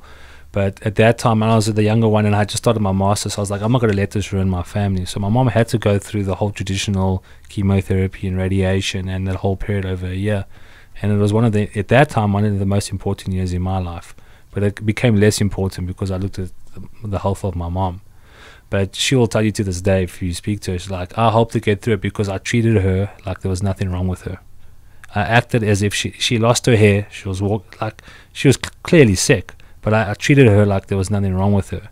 And I think that was a massive proponent of her getting through everything and becoming healthy and eventually going into remission. But those kind of situations will harden you up as a man, because you need to now. I could have easily just cried and dropped out of university and just, I mean, not to say there's anything wrong with that, but I chose the different path. I chose a different path, and my mom and I have a very good relationship, and I'm not glad that it happened, because I'm not the one that went through what she went through, and maybe in the back of her mind she's thinking she's going to leave kids behind and all those things, even though we were young adults. It must have been harder for her, but I also can't negate that as her son, it was hard on me. But I didn't block it out. I just said to myself, stuff it, man, let's just do it. Let's take this thing on. And that's kind of how I do most things. Man, that'll hit home. My mom has leukemia, and she's going through chemo right now. What is your mom's name? Diane. Shout out to Diane. Shout out to Diane. Yeah. She's tough, man. And yeah, I talk to her. I call her every day. I would always call her every day. And where does she live? She lives here. Okay. Well, in Oxnard. So just like the next city over. I talk to her every morning. I call her when I'm on my way to work and just talk to her, make sure she's doing good. And she has a good she's very positive, you know, and it's just what she has to go through right now. And I try not to think about what can happen and just focus on, you know, what we have today. And you know, today's nice day, look out, clouds are out, nice blue day, like let's have a good day, you know. And how have you been coping with it? Good. Not bad, you know, not bad. I think what it is that I've had a lot of things happen to me that are out of my control, and I just had to deal with it. That it's kind of like that's where I'm at with it. Is that in 2021, my dad, he had COVID, got sick, was in the hospital, and then he had a stroke, and we dealt with that. And he's still around to this day. He's still in recovery, but that situation, him going through that, he lost like 80 pounds after the stroke. He stopped smoking. He had no desire to smoke. He's working out every day. So you look at it from in hindsight, you're like, man, I hate to even say this. This is like so bad to say, but it's like, man, that was such a blessing for something like that to happen, you know, because if it didn't, he's overweight, smoking, not working out, not understanding, you know, that aspect of life, and what would have made somebody click, you know, what would have made him want to change. So I always try to just look at like the positives of things, because I feel that it's so easy to look at the negative of things. Yeah, well, first of all, I'll do some prayers for Diane. Thank you so much. I appreciate you. Again, man, I can confidently say I know what you're going through, right? And I think positivity is kind of this. That's so funny that you say that. Is what my mom and I always say: positivity, positivity, positivity. Because it's so easy to be negative, man. It's so hard to be positive. But I do think that, I mean, a lot of people will argue I was positive and my mom passed away or my dad passed away, and I get that. That's just life, and I think we all rue that day that call comes through or that conversation happens. And I think you're doing the right thing, man. I think approaching it in a positive way. Do you have any siblings? Yes, I have two sisters. Okay, are they older than you or younger than you? One's older and one's younger. Okay, so you're the middle child. Yeah, so we're 4 years both ways. And how are they doing? They're doing good. I mean, they have both their ways of looking at life, dealing with situations, and you know, although there's some things that I would do differently if I was in their place, The reason that I am how I am, and the reason that I have this mentality that I do, is because I've put myself through it. I've done the work to get to this point, and it's easy for me to say like, hey, I would recommend looking at things this way or what. But if you were to tell me that before I did the work, I don't know if I would believe it, you know. And it makes it hard because, you know, you see the light on the other side of the tunnel, and you hope that people would see it your way. But sometimes you just gotta let people deal with things how they deal with it. And I think that that's what I have a big problem with too, is letting go and letting people live the life that they want to live, and go at it, which, you know, whichever way that they feel is right. I wouldn't say you struck a chord, but you kind of just helped me shine light on something that I've been thinking about for a while. So let's start with what I was saying, is that I don't like people telling me what to do. But then again, I always find myself trying to help people when they have like a startup or a business. Like I have 10 million ideas, which they probably do as well. And that's just about managing your ego and allowing people to do what they want to do, unless they ask you for the advice. For sure. But I find myself, like even with my brother, he'll tell you, like, he's studying luxury properties in South Africa now. And like I have a host of ideas. You can use LinkedIn, you can use social media, you can do these videos. People want to see a more personal person. They engage with that person. You need to do more content. You need to do more videos. And that's just not his vibe. And I see it the opposite. I'm just like, you need to do this so you can get ahead of the pack. So you can become the Ryan Serhant of Cape Town in South Africa. Ryan Serhant is a massive property mogul in New York. Well, not mogul, I would say he's just a estate agent, and he went on to sell incredible amounts of money. But I think it's worth talking about him. He made incredible amount of apartments in New York, like like I think they did over $1 billion in sales like 2 years ago. My point of bringing them up, I'll explain to you now. But like I always find myself trying to coach people, and the thing is because I just love building things, taking something existing and making it better. And that speaks to I'm kind of a hypocrite when I do that, because I'm telling people not to tell me what to do.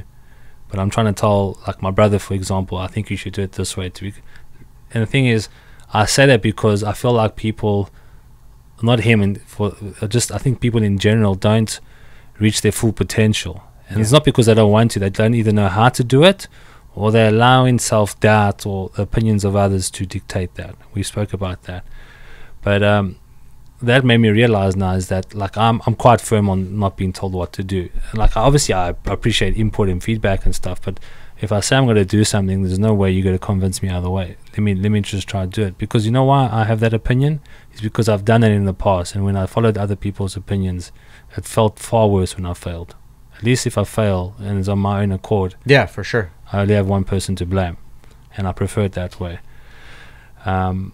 So going back to Ryan Serhant, the reason why I bring him up is that he's a good learning for a lot of your listeners, or people trying to build businesses or trying to do something that they feel they're not qualified enough to do. So that's kind of the story of my life. I was never really qualified for any of the companies that I built, but that's the epitome of being a startup founder, right? It's finding ways and using resources to do it. And again, I'm not where I want to be with regards to my successes and things like that. And you can say what defines success. For me, I don't have an idea of where I want to end off, but my eventual goal is to go to space.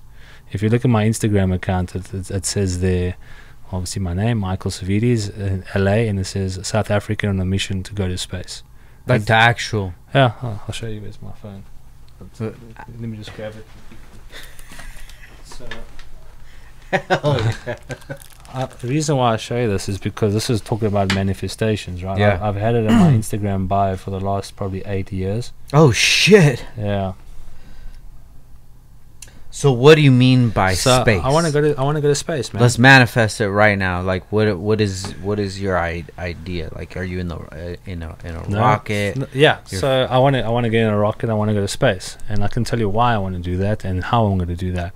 So why I want to do it is, obviously, I think most kids that I was somewhat of a nerd growing up. I mean, I enjoyed comic books and things and like that, but I always just liked the idea of going places where people haven't been.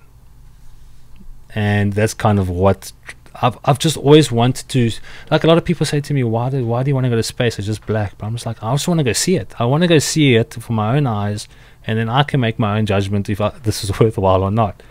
And I feel like if you don't have that curiosity, you taper yourself, man. And how I'm going to do it is this, because there's no way I'm going to become an astronaut, and I'm not a pilot. The only way to do it is going to have to buy a ticket, man, because there's companies like SpaceX, there's companies like Blue Origin, which is Jeff Bezos' company, and Richard Branson's company, which was Virgin Galactic. They eventually going to commercialize space flight, right? Look, I would love to be an astronaut, man, but I don't have the capacity, and there's no way I can do it, so I need to kind of jump the line. And jumping the line is being able to make enough money so I can buy that ticket to go to space. And that's how I will do it. Wow. There might be other ways, but I'm dead set on doing it, man. Well, I mean, people are already going, right? Are they going all the way into space? Yeah, I think so. SpaceX is now doing, they're doing one more test at the time we're recording this now, and that's going to do one more trip, and then the next trip, if all goes well, is going to be 4 astronauts going up to the International Space Station. That's one hell of a goal. SpaceX and Elon Musk is changing the game, man. They commercialized this business. They took away the significant cost. Talking about a guy that's inspiration for me, it's him. And putting aside how he is with people, his personality, it's just doing hard things is what you need to do if you want to leave a legacy behind. And I think he is the most crucial person in the world right now, because he's standing up for a lot of things that people can't stand up for.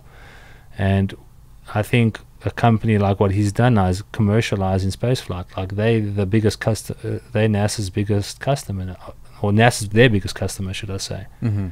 Using these reusable rockets. Like their plan is to do like 2 to 3 trips every 2 to 3 days, doing trips next year, sending supplies, stuff to the International Space Station. They eventually want to make the moon like a base. I mean, a lot of people think this is crazy, but I like to think I'm a dreamer, man. Mm-hmm. I like to think doing cool stuff, because what's the point? Yeah, that's definitely a dream. For sure. And I don't like when people say, why are we putting so much money there? There's so much problems here on Earth. But there's so many examples I can give you where money was given towards certain causes and completely wasted. South Africa, a very corrupt country. After apartheid had finished and Mandela came into power in 94, the idea was to distribute the wealth to the majority, which the majority of South Africans are Africans. They're black Africans. But I think the biggest issue with humans is greed. I think greed is the demise of the human population, because greed leads to absurd things. So all these guys that got put into government positions after apartheid and this new government, ANC, with Nelson Mandela, the first few years they did great. Then he had to retire because he was quite old. And then they had another guy, Thabo Mbeki. He was decent. And everyone from then on was just completely crooks, man. They stole money from the taxes. They're called tenderpreneurs in South Africa. So a tenderpreneur is an individual that will... So when, for example, the 2010 World Cup, the FIFA World Cup was in South Africa in 2010. Obviously everything leading up, and I know a lot about this because I was studying construction and I did vacation work on some of these projects whilst in university. They were building these massive stadiums, but in order to do the stadium, the government will put out the renders, and they'll have people now bid for either engineering, the construction, the project management, the architecture. So what these tenderpreneurs do is, because they have government officials in high-ranking positions that make the decision, they will go create like 8 shell companies. One of those companies will get awarded the contract, even though their company has 0 employees or 0 background in construction. Say the guy gets a $20 million contract, he'll take $2 million and go to another construction company and say, hey, I have this contract. And these guys are deemed as tenderpreneurs. But a lot of the times they'll get to 20 million and they won't even go do anything with it. They'll just carry on with their day. And this is why South Africa has found itself in a very hard place the last few years. The unemployment is over 40% there. Oh my God. It's huge. It's huge. It's the biggest inequality gap in the world. And it's a very special place, man. And I think what keeps that country together is the sport of rugby. Talking about sports. So rugby is a massive sport in South Africa and around the world besides the US. But I'm starting to notice here some rugby's picking up here. It's mostly the expats, the English, the South Africans, the New Zealand guys. But rugby is a massive sport around the world, and South Africa is the first country to have won 4. And South Africa I think it was it would have been in 94, when Mandela was president. That same year was the World Cup in South Africa, and South Africa went and won it. But now it was a country very divided, right? And that kind of married the country together. Everyone bought into the same goal. Now rugby is like the staple for most South Africans, and we've won the last 2 World Cups. We won the World Cup last year. So why I bring that up is that these kind of things are kind of holding the country together, man, and they're inspiring people. And I hope that I can be an inspiration for South Africans that have gone on to achieve cool things abroad. And I mean, if I have the ability to come back and add value and impact South Africa, I will. So that's something that you would like to do, is go back? I wouldn't say to go back and live there, but I mean, like, I can always live there a few months of the year. But like, I just feel like a lot of people have lost hope in that country, and it's like bad policies lead to bad results, man. Like a lot of people that, and again, it's not all doom and gloom. I think they actually recently had an election this year, which is now for the first time a coalition government since apartheid had finished, which means things have been shaken up. And I think there's a lot of optimism coming from the country, just from the conversations I'm having with people back home. But why I can't go live there is that I just feel like I need to be competing at the highest level because like there I believe I would have become a big fish in a small pond. Here I'm no one, even though I've done some really cool things and I'm building some cool things. I have a lot to build and catch up on if I want to be sitting besides these guys that I've mentioned. Do you think that you can get to a point where you would be satisfied?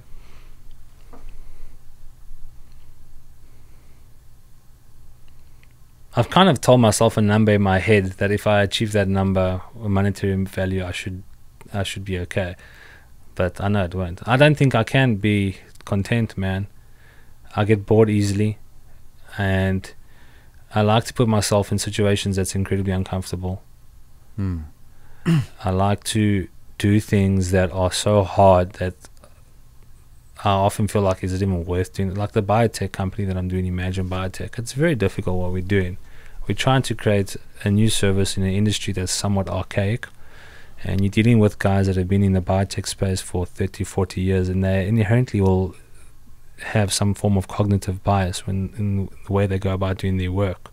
So just so you understand what I'm talking about is that if I'm an investor, either an angel investor, a venture capital firm, or anyone looking to invest in a new drug, you got to do your due diligence, right? You got to do your due diligence on the finances of that company, the due diligence on the legal, your due diligence on the founder himself, see what he's done in the past, what kind of individual he is. A lot of investors will tell you that they invest in the founder as opposed to the business, and I agree with that, because your business will effectively pivot and iterate as you go along. The existing business model that I'm investing in today will likely not be here in 2 years. So that's why it's important to back the founder and have the right founder. And the last thing I would say is that the due diligence, when it comes to scientific due diligence, the due diligence that you would need to look at to see, does this drug that they're proposing to do, or that this drug that they've done in preclinical trials or animal studies on, is it going to have the ability to become FDA approved and used in humans? Because what happens in drug development is this. You and I come up with an idea, we want to develop a cancer drug. Most drugs are protein based, okay? And for the longest time, scientists have struggled to understand how a protein folds. So humans are made up of proteins. Proteins are the building blocks of life. Without proteins, we would not exist, right? And humans have 20 amino acids, right? I don't know if you know this. I'm just gonna, if this is too boring for you, just tell me to stop, man. And what happens is companies like DeepMind, a company called DeepMind was acquired by Google, and they developed a solution called AlphaFold. And what AlphaFold would do is it would use AI to help you understand how a protein folds. Because if you look at a protein, picture like a hair and you tangle that hair up, you need to unravel that protein so you can understand if that protein will be compatible in that drug with the cancer that it's going after, for example, in layman's terms. So these technologies like AlphaFold came out like 5-6 years ago, So the company DeepMind, I don't know if you ever heard of the story of AlphaGo. So it was a game where the computer was playing against the guy in Go. So Go is a game that's played in Asia for centuries, man, hundreds, if not thousands of years. And the computer went up against the world champion, and the computer beat him. Same thing in chess. The computer went, and this is all from this company, DeepMind. Okay. So then they created AlphaGo, which is for the Go. Then they had the chess one. The chess one beat the grandmaster, crazy. And then they created AlphaFold to understand how a protein unravels. So in my team is that if a guy comes to me, I'm looking to invest in this particular drug, we will get the information that they give us from the founder or from the company they're looking to invest in. And we will use a tool like AlphaFold to understand how the protein unfolds. And I have computational biologists doing this. This is not me doing it, but I understand what they're doing, because it's important to know what's going on in every facet of your business. And they'll use a docking software. So docking software, once you unravel the protein, you can see the different sequences of amino acids that I spoke to you about. And it's important to know that, because if you can see the combinations of amino acids, you can dock onto that with this is all done digitally now, eh? No animals involved. And then you can see if that protein will have compatibility with the protein or the target interaction of a cancer cell. And that will tell you the efficacy of the drug. Is this drug going to work? And we can determine that early on without having to do animal trials. Animal trials started in 1938. And it became mandatory for any drug that is being developed, you had to test on animals. And the animals being tested on is mice, beagle dogs, chimpanzees, and rabbits and stuff like that. Obviously, you hear about all these unethical things. But up until 2022, it was mandatory by the FDA. And then in 2022, they did the FDA Modernization Act, which made it no longer mandatory to test on animals. Doesn't mean you can completely circumvent testing on animals, because it's still kind of seen as the gold standard. So you get in vitro and in vivo, and these are basically test tubes and testing on a live organism. And what we are doing is called in silico. So basically doing tests with technology. So we are able to now ascertain if this proposed drug has the efficacy it's needed to work. And then we go one step further and we test what's called ADMET and PK modeling. So ADMET stands for absorption, distribution, metabolization, excretion, and toxicity. Because if a drug works in you, it's one thing, but how will the human physiology interact with that drug? Will that drug eradicate the cancer? Yeah, but how toxic is it for the human? Because that will determine if that drug can get FDA approved or not. So we're helping guys get to that answer a lot quicker, saving them hundreds of thousands, if not millions of dollars by doing this early on. And also potentially saving some dogs along the way. But this is something new that hasn't been done as a service that we're offering. So it's about now, how do we educate our audience and these older guys that are in these companies that were doing the scientific due diligence before, with this cognitive bias where we've always done it this way. That's a modern thing you'll get. We've always done it this way. Yeah. No one wants to see anything else. So that's what we're doing. And the reason why I got into doing Imagine Biotech is because I had personally gone through a health experience during the time I had the lab. I won't dive too much into it. I'm not comfortable with it yet, but I went through several drugs that eventually helped me. But the two drugs that I started off with were incredibly toxic for me. And that's when I learned about like drug discovery and drug development, the costs associated to drugs. And eventually the drug that helped me was a protein-based drug. And then I started to learn about AlphaFold and learning about there's these technologies available in academia, in like student universities, but they're not being applied in the commercial business world. And that's when I met my co-founder. He's a lot older than us. His name's Joe. I met him in Utah and Salt Lake, and we decided to start Imagine Biotech last year in September. He's a physician, but also a biotech investor. And we've been doing this now since then. And it's tough, man, because you're trying to now create a new market. But I love it. I love it because we'll get it right. It's just timing is not right. So how much of starting this new company has to do with the ethics of the testing as a motivation? I love animals, man, so it's pretty easy if you ask me. Yeah. It's the thing is that when you talk to these guys that have been in the industry for a long time, and I have to be very careful because a lot of people are far smarter than me, and also they've been doing this a lot longer. For sure. But this is just conversations that I've had and things I've picked up on, is that people don't want to try new things because they've always done it that way. And animal testing has always been. But I can tell you now, the studies that we do or the studies that other companies are doing is far more accurate than an animal study. What works in a mouse will almost never not work in a human. Mm. And the thing is, now you applying like $600,000-$700,000 towards testing on animals, or you can use a service like what we are offering scientific due diligence, using these technologies for a fraction of the cost, and we can tell you with good inclination that this drug will have legs to run or not. And what is the speed that you can do it in versus with animals? It takes a few months, probably 2 to 3. It depends, man. It depends. It's 2 to 3 months, I would say. I mean, if I have full-time staff doing it, probably quicker. But I mean, we're also trying to do something that's relatively new. So I think we're working with a lot of these companies to see where we can fit ourselves in. Gotcha. Yeah. Now, how did this opportunity come up to start this business? Again, just being the person I am. I went to a wedding in Salt Lake in Utah. My wife was one of the bridesmaids, so I didn't really know anyone there. And I went to the wedding. I'm a very social person. I can pick up a conversation, I think, with anyone. I think I've educated myself on enough topics across the board to have like, even when we were talking about skateboards, I feel like I can have a conversation with skateboards without even having to go dive deep into it. I met him. We sat next to each other at the wedding by chance. I told him about the laboratory that we had just closed up, and that I was looking to get into something new and different, and he kind of had the same idea of offering a solution which he could use as a biotech investor to help him save money. And he needed obviously someone to be the jockey, as they say in startups. So I decided that I would do it with him because it was difficult, it was new. And talking about manifestations, like, this is something that I always had. I don't know why I've always said this to myself, is that I always wanted someone older and more successful than me to buy into me. For someone to believe in me. I don't know why. I always wanted that. So with Imagine Biotech, I have that. And then also with Ventura County, we have a strong group of investors that form part of the team. And they're all older than me, all wise. And I don't act like I know better than them. I look at them as mentors, as business partners, but also I'm a sponge, man. I absorb everything. So you meet this gentleman at a wedding. Mm-hmm. How do you give him the confidence that you're somebody that would be worthy to work with? Ooh. Rather than somebody just a good talker. Ooh. Yeah, because it is. If you can speak a good game, you can get a long way, right?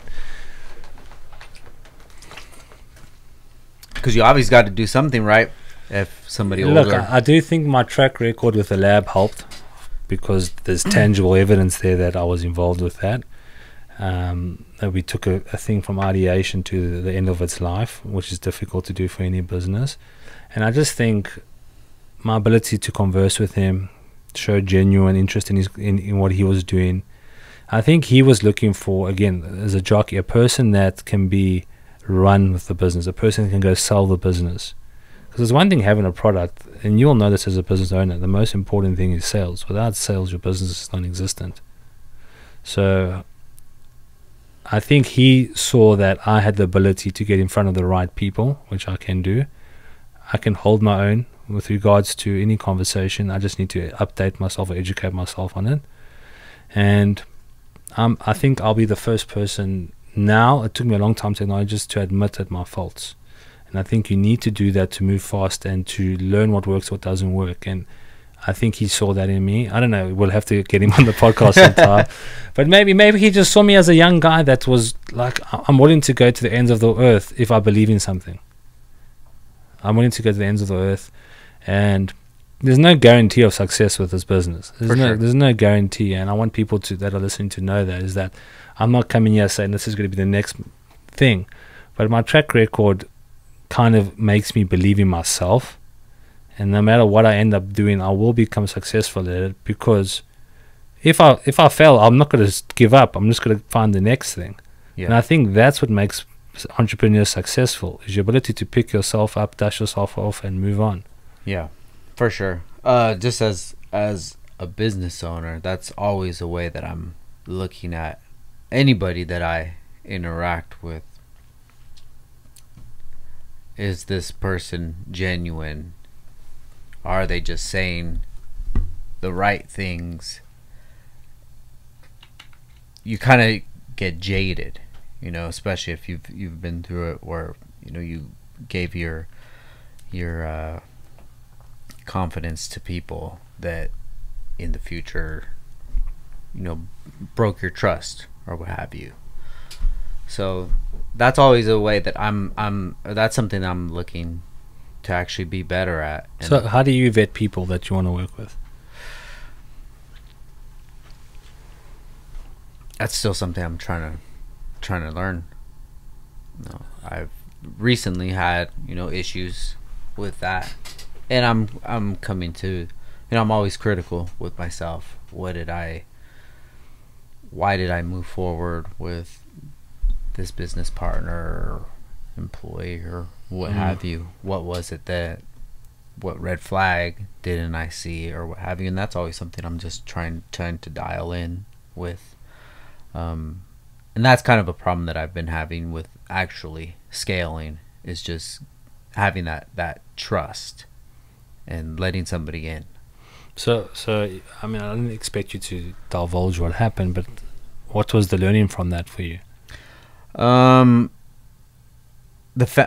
had to look at the foundation of people that I've worked with, and instead of, you know, making excuses for why they are how they are, just understanding that maybe their foundation wasn't as solid as I wished that it would be. So when they would have to stand on some sort of morals, I expected it to go one way, but with, you know, the actual foundation, when I look at it in hindsight, that I shouldn't have expected that. And yeah, I think that's kind of where I'm at with that right now. And then just in business, there's always people that see an opportunity and want to take advantage of that opportunity, you know. And that opportunity will negatively impact your business? Is that what you're saying? Possibly. Okay. Possibly. You know, like having somebody that would be in the inner working, seeing how everything's working, and then get, you know, take all that information and then apply it to whatever they're going to do and move forward. Which I think it's still dealing with the struggles of actually being a business owner and learning how to scale and learning how to give up to give more trust and more responsibilities into some certain individuals, and find out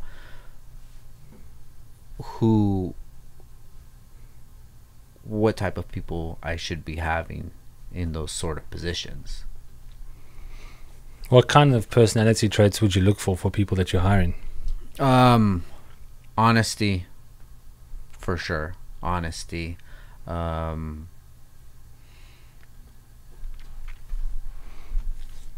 Somebody who is will do what they say and say what they do, you know, and make sure that things are getting taken care of. Someone that's just, when they're here ready to work, they're here to work, and that's going to be the focus. And somebody that's disciplined. Those are kind of the things. And, you know, all those things that I'm looking for are things that I look into myself, and I work on that every single day. So I want to be around like-minded people, that they understand the value of discipline, the value of honesty, and the value of you know, just being straightforward. And here, what is the goal? What is our common goal? Okay, are we on the same page or not? Let's be honest with everything. And I've seen that definitely having a problem with that, and that's caused me to make the scaling part of the business take a lot longer than possible. Yeah, I definitely think the time allocated to weeding out bad people will naturally inhibit your growth. For sure. Where would you like to see your company go? If you had hired the right people, or when you do hire the right people, should I say, where do you want to see this thing? Well, as far as the business, the hardware section of it. I mean, the hardware that we sell can apply to pretty much every vehicle from the mid 90s and up. So you say like a Nissan Versa, you know, we could have a dress up hardware kit for that. BMWs, Hondas, Mitsubishi, everything.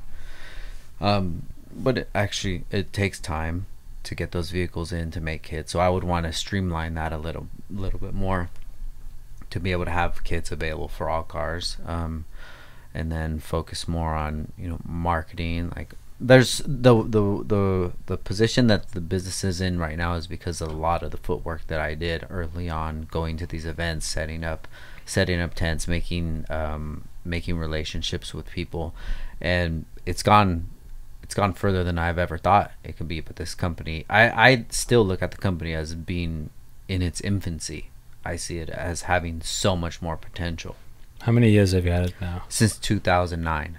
I mean, that's commendable, dude. Thank you. You should be very proud of yourself. Thank you. And I am. You know, I'm proud of myself, and I'm proud of where it's at. I'm proud of the impact that it's had on not only me, but the industry and my family and my circle. And I don't feel like I'm lacking. I feel like I just need to get to the point where everything is a little more organized than it is right now, because I feel like I've been running this business on the edge of my seat ever since I've started. And ever since we started, every year it just progresses more and more and more. But all of that progression is me at the forefront of it, still just trying to figure all of this out. And you know, we recently got into the BMW market, I would say 2017 really, but I was really hitting it hard 2020. So from 2020 till now 2024, Downstar is one of the staple companies of the BMW aftermarket community. So where if you're going to mod your BMW, there's maybe four or five companies that you would want to have on your car, and we're one of them. So I see that as I've been able to do that with just the passion of me owning a BMW and me being interested, and I've been able to get it to that. So now if I had that same energy, if I focused it on like a Subaru, I don't see any reason why it wouldn't happen in that community, or the Nissan community, or motorcycles, or side-by-sides, or home decoration, you know, light switch panels, knobs for your cabinets, like anything. Well, there you go, man. You're already talking about where you could take the company. So just going back to the people, I do think it's a topic most founders or startup guys would like to hear, or at least like to contribute to. And I do think you're right. It's difficult to actually truly believe what a person's saying. That's why they implement some of these 3-month probation periods and all that kind of stuff. But I mean, like when you're trying to grow your business aggressively, the whole point of you hiring and delegating is so you can have people do the work you don't want to do, or the work that you're not good at, so you can focus on other things. And I get it. I mean, you maybe had a staff member that was here, now they're no longer here for whatever reason, but now that takes you a step back, right? So the question is, what if I hire someone else and the same thing happens again? I don't know the answer to how you better do your due diligence on the individual. And talking to your point of finding people with similar traits, I think your interview process will need to maybe now try get the best out of the person by virtue of the questions or tasks that you're giving them to do. But I also think that, and one thing I've noticed in myself early on, but I'm kind of very much back at now, and when I talk to a lot of people, is giving up some of your business to people in the form of like sweat equity or equity. Because the more skin people have in the game, the more likely they are to produce results. And that's not guaranteed. I've seen many times where guys work in and they get kind of discouraged, and they get equity and they get discouraged, even though they own a part of the business. They don't see it that way. Then they want more money. But they don't realize that by building this company, your return, if you do it right, will be 10 times what your salary would be. And to get people to buy into that is difficult, because some people have circumstances at home that they need to attend to. A guy might have a kid and a wife, and his wife just lost a job, so now he's having to do 2 jobs, and that's difficult, right? I don't think there's a simple answer to that, but I would encourage you to find a way to take yourself out of the business and work on the business and not work in the business, because you've been doing it since 2009. And it sounds like you have massive ambitions to scale this thing. You're going to need to find someone that's obviously trustworthy. I know it's hard to find, that can lead the people underneath you so you can focus on the vision of the company. Or unless you want to still work in the company, like we're saying, and you have someone else going to do sales or R&D for you, that's a different situation. But this is just from my experience, from seeing people. The most successful founders are the ones that work on the business, not working the business. But again, some could argue that individuals like Elon Musk, who's very much on people's heads all the time, micromanaging them, it can be terrible for the employee, but it gets the results. But that's also because he has a lot of weight to throw around. But if I know I've worked in companies where if I had a manager that was micromanaging me, I'm not going to perform. I'm going to want to leave, because you know the old saying is managers are the reason why people leave companies. So obviously you need to find someone that maybe you can invest in. And it might be a younger person that's hungry for it, or the worst thing you can do is sometimes bring a family member or a friend in and risk jeopardizing that relationship, man. Yeah. That's the one thing I've always been scared about, doing business with friends. Yeah, for sure. And I've went down that path. And I always seem to Are you still friends with that guy now? No. It's terrible, right? Yeah, it's terrible the way that it's happened. And not only with that, but just a few other relationships have gone that way. And it's definitely caused me to self-reflect. And it's definitely made me focus on, you know, things that I kind of just breezed over, you know. And then too, like working with friends and family, like I always look at that as, well, I know that we have a foundation together, and it's better to build on something like that rather than with some stranger. But then, you know, I've went down that road too. So there you go. I mean, so tell me about that. How was that experience? I feel like they take advantage in situations that maybe somebody else wouldn't have, because, you know, we're friends or family, you know, and those lines get blurred. And I get it. You know, I think that some of the decisions I make, even to this day, I know that I'm kind of playing with fire, but it's like I gotta figure something out right now, and I gotta, like, at least this path that we're going down right now, this is gonna work out for a little while. But I do think that I'm gonna have to maybe go the traditional way, is, you know, put out a job listing and, you know, have somebody come in and, or have a recruiter bring in some people for you. It's additional cost, but they'll do the vetting for you at the very high level at the very least. Something like that. And then that always scares me too, is that now I don't know if that's going to change the feeling of the company. When I come into work, I'm going to have to police myself now, you know, when with the people that I have already a certain line of communication and respect with them, or we can be a little more free. You know, and I feel like right now that the company's always just grown organically, and it's still in an organic state. You know, sometimes things will work out for now, and sometimes they won't. Ideally, I would just like a little more of my time back, you know, more free time to, you know, actually do this, have more conversations, do more things that I like, be home with the family. Do you have kids? Yeah, I have 2. Oh, amazing. Yeah, so I have my son, he's 17, and my daughter, she's going to be 4 in January. Fantastic. So even she was born in 2021, January 2021. So she was a COVID baby. Yeah, so me and her mom were fucking. But, oh, so funny. I hope she listens to this podcast. Does she listen to your podcast? She does, man. She's the best. I love her. Shout out to my wife, Ashley. But I managed to take off, you know, a year and a half. I mean, take off meaning come in here, hey, is everything good? What do you guys need? All right, I'm out. which definitely slowed down the growth of the company. But that's the reason that I have my own company, is that I can take time away and do things that I feel are going to impact me more in the future. You know, at the end of the day, all I have really is my memories. And I have those memories of the time that we spent together, and, you know, being able to see my daughter grow. And yeah, I could have very well said, hey, I have to work. This is the breadwinner. This is what I have to do. I'm sorry, but this is what I have to do. And the company could be where it's going to be in 2 years, 3 years, 4 years from now. But then I'm not going to have those memories. So it's always, I'm extremely happy with where the company is at right now.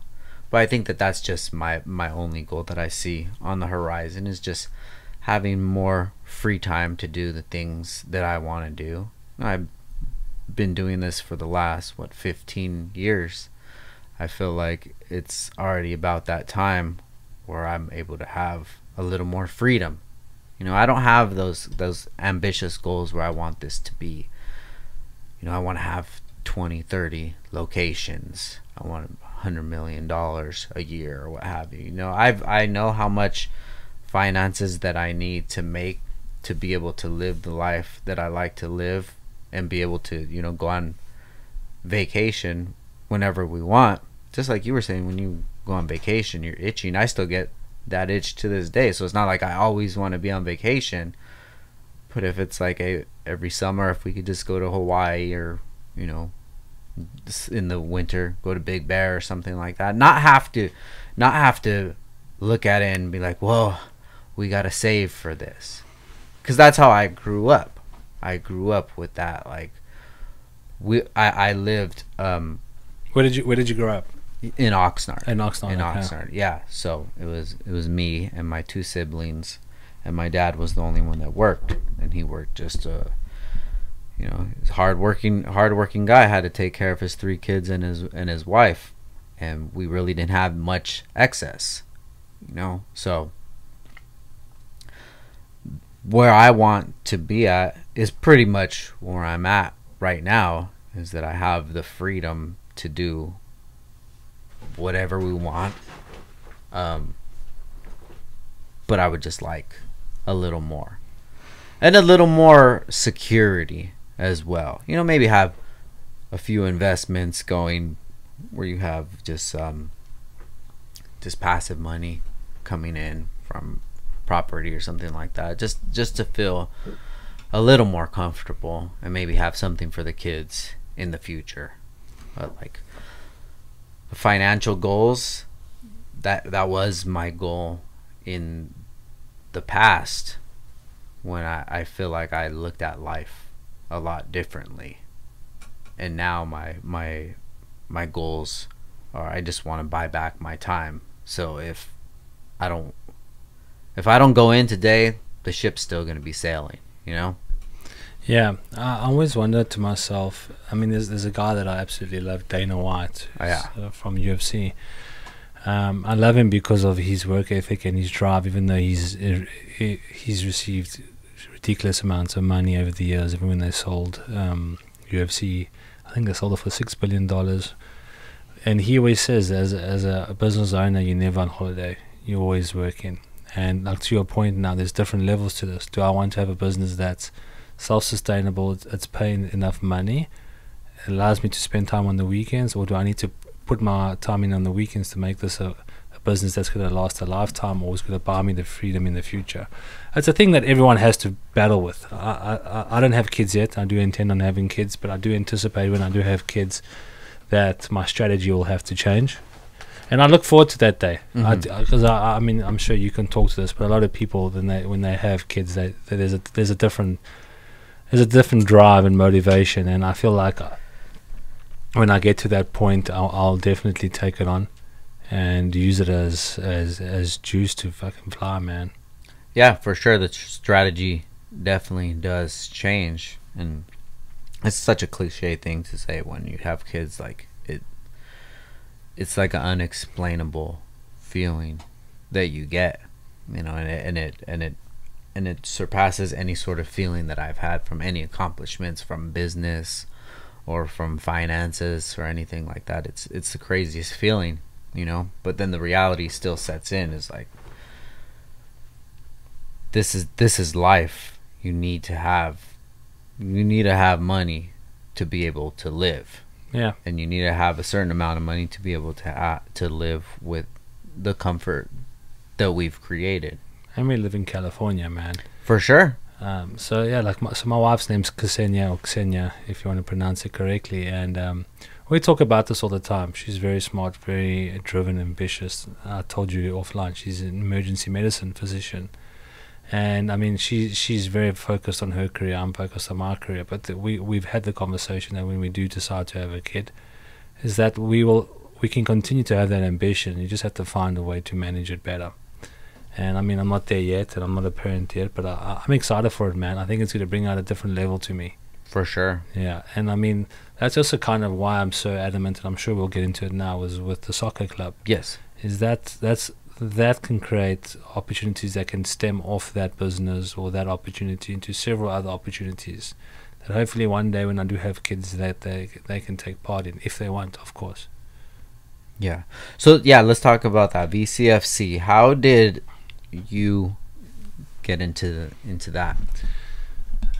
Okay, so everything we've spoken about now has been strictly business and I suppose tech, biotech, healthcare. Is that I'm just a huge fan of the game of football, obviously outside the United States, soccer here, and I grew up playing the sport. And as I'd mentioned, my dad was involved at the soccer club early on, and I'm a fan of the game, but I study it religiously, and I think I became a super fan of Manchester United at a very young age. There was a player that played for Manchester United in the 90s named Gary Pallister, and he had family members in South Africa that we grew up with, and they kind of gave us Manchester United shirts at a very young age, and so did my godfather, my dad's best friend. They have this ongoing thing still to this day.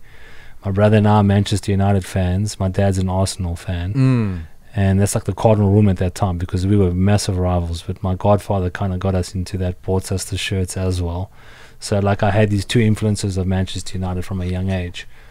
And throughout life, I mean, obviously you go through your teenage years, you think, can I become a pro? Then you realize it's not really that good. And then I always wanted to own a soccer team. I just thought it would be cool, because I think that my knowledge of the game, my knowledge of business, if you merging those two things together, something beautiful can come out. And I think we're in the process of doing that. So to answer your question, so I was, after the laboratory thing had ended in about June last year, I was either going to take some time off just to mess around, but I can't sit, like I said, I can't sit still, man. And I started to imagine biotech, and that thing, I mean, it starts off slowly, as most businesses do. But I was looking to also invest, and I wanted to invest in pro soccer for several reasons, but the initial opportunity that I was looking to invest in was in the USL team. So in the United States, you have two major competing leagues. You have MLS, Major League Soccer, and you have USL. And USL has, I think, 3 or 4 leagues underneath that, but they're trying to push this promotion and relegation, which MLS doesn't have. And I can explain to you why that's happened. I can give you the history of MLS if you want. But I was very close to investing in the team there. But first of all, the amount that I was going to invest in was less, for less equity and less of a say. And then before I went, and I was about to pull the trigger on that, I met a guy in my building. There's an English fellow named Jason. And we got chatting because he had an interesting accent, and then naturally we had a lot of banter. And it turns out his dad's a football agent, a soccer player's agent. So there's a player that plays for the US men's national team named Cameron Carter-Vickers. He's a centre defender. He plays in Celtic in Scotland, but he's an American guy. And Jason's dad, whose name's Leslie, was the agent of this guy. So we got chatting, and then I was introduced to a guy by the name of Brad Friedel. So Brad Friedel played for the US men's national soccer team for many years as a goalkeeper. He played in the UK, he played in Liverpool, Aston Villa, Blackburn. Very well known in the game, and he's an American soccer player, but a goalkeeper. And Brad was getting involved with what was going to be Ventura County FC, but from a coaching standpoint. But this is at the time where we were going to go completely independent, but I'll explain to you everything now. So I ended up meeting a guy by the name of Mark Norzheim, who stays in Moore Park. And Mark is like kind of the founder of what we've called Oak Sports Holding. So Oak Sports Holding is essentially a holding company where a few of us have invested money into. And we've gone into a strategic partnership, a hybrid model, I would say, with LA Galaxy. And I'll explain to you how and why. But I invested in Oak Sports Holding because you cannot invest in the team name because the league owns the team name, VCFC, right? So like Inter Miami, LA Galaxy, all those teams are all privately owned. The league holds the rights to those names. And they've done that strategically because in the past, a few teams went into a liquidation and they couldn't stay afloat, and then the league loses that name because they're attached to the company. So that's the business model for MLS. So how I got involved with this is that Mark, very prominent amongst youth soccer here in Oxnard, Camarillo, Moore Park, Thousand Oaks. Very well respected man, very good family man, and he's become a business partner of mine and a good friend of mine. Also has kids. He has, I think he has 4 daughters or 3 daughters, and just great family man, great man. Also had a cool career in entrepreneurship. He had worked at the Stanford Business School and then worked at MIT on a company that was doing semiconductors. He has a very cool story as well. So we're very much aligned. He's older than me. And I met Mark and he told me what he was doing with what they wanted to do with VCFC. So the idea was to go completely independent, which means that we would have the license for the team, the name, everything, and we would be responsible for bringing players in. But that's a very cost-heavy exercise, right? And something to get off the ground really quickly. So Kobe Jones is one of our partners now, part of Oak Sports Holding. He is obviously a legend in the game. So Kobe played for the US men's national team. Kobe Jones, he has the most caps, or the most games for US men's soccer player. He's played in 3 World Cups. He's an Olympian. He won the championship with LA Galaxy. Oh, wow. And he's from Westlake. He went to Westlake High. So the whole story and the narrative and why we brought him in on board is obviously because of his influence in the game, his relationship with LA Galaxy, because he played for them and he still kind of does work for them, and also the fact that he's from Ventura County. So the narrative and the story is effectively he's gone out to live this amazing career. He reached his ceiling here in this part of the region of Southern California, went on to have an amazing career. He was a massive facet of why the US got the World Cup in 94, because the league and FIFA had kind of said, hey, you need to create an official league here in the US. This is the disadvantage of US soccer, and we'll get into that, is that we don't have the history that other sports here have, which is also the beauty of the opportunity that we have on our hands. So long story short, Mark was looking for investors to invest in Oak Sports Holding, and they were going into a relationship with LA Galaxy, where Galaxy has Galaxy 2. And Galaxy 2 was playing in MLS Next Pro, which is the league we're in. And this league is only 3 years old. And the reason why they built this league is to complete the player pathway from youth all the way to first division. And they were looking, their games that they were playing at Galaxy 2, like, although they're Galaxy players and part of the academy, the fans weren't really showing up, because why would the fans go watch a first team and then a second team like straight after that, or a different day? So I think they were looking for new ways to kind of use this team and give them the exposure that they probably deserve. And Mark and them have been trying to get MLS here in Ventura County for a long time. So Mark has a rich history with the MLS. 20 years ago, he was nearly the first guy to get the Las Vegas franchise. But then the Hunt family came in, which is owner of a lot of these teams, these professional teams. A lot of these professional MLS teams are owned by guys that own NFL teams, NBA teams. They own several teams. So he lost out on that. So there's still a dream of him that he pursued. And then this MLS Next Pro thing came about, and Mark had maintained good relationships with everyone at the league. And they said, hey, let's try Ventura County FC. And then we went into the partnership with Galaxy it's initially for 2 years, but it can go further. It depends how long we want to do it. It depends how long they want to do it. The relationship with them is really great, because their players, their coaching staff, their trainers are all playing under Ventura County FC.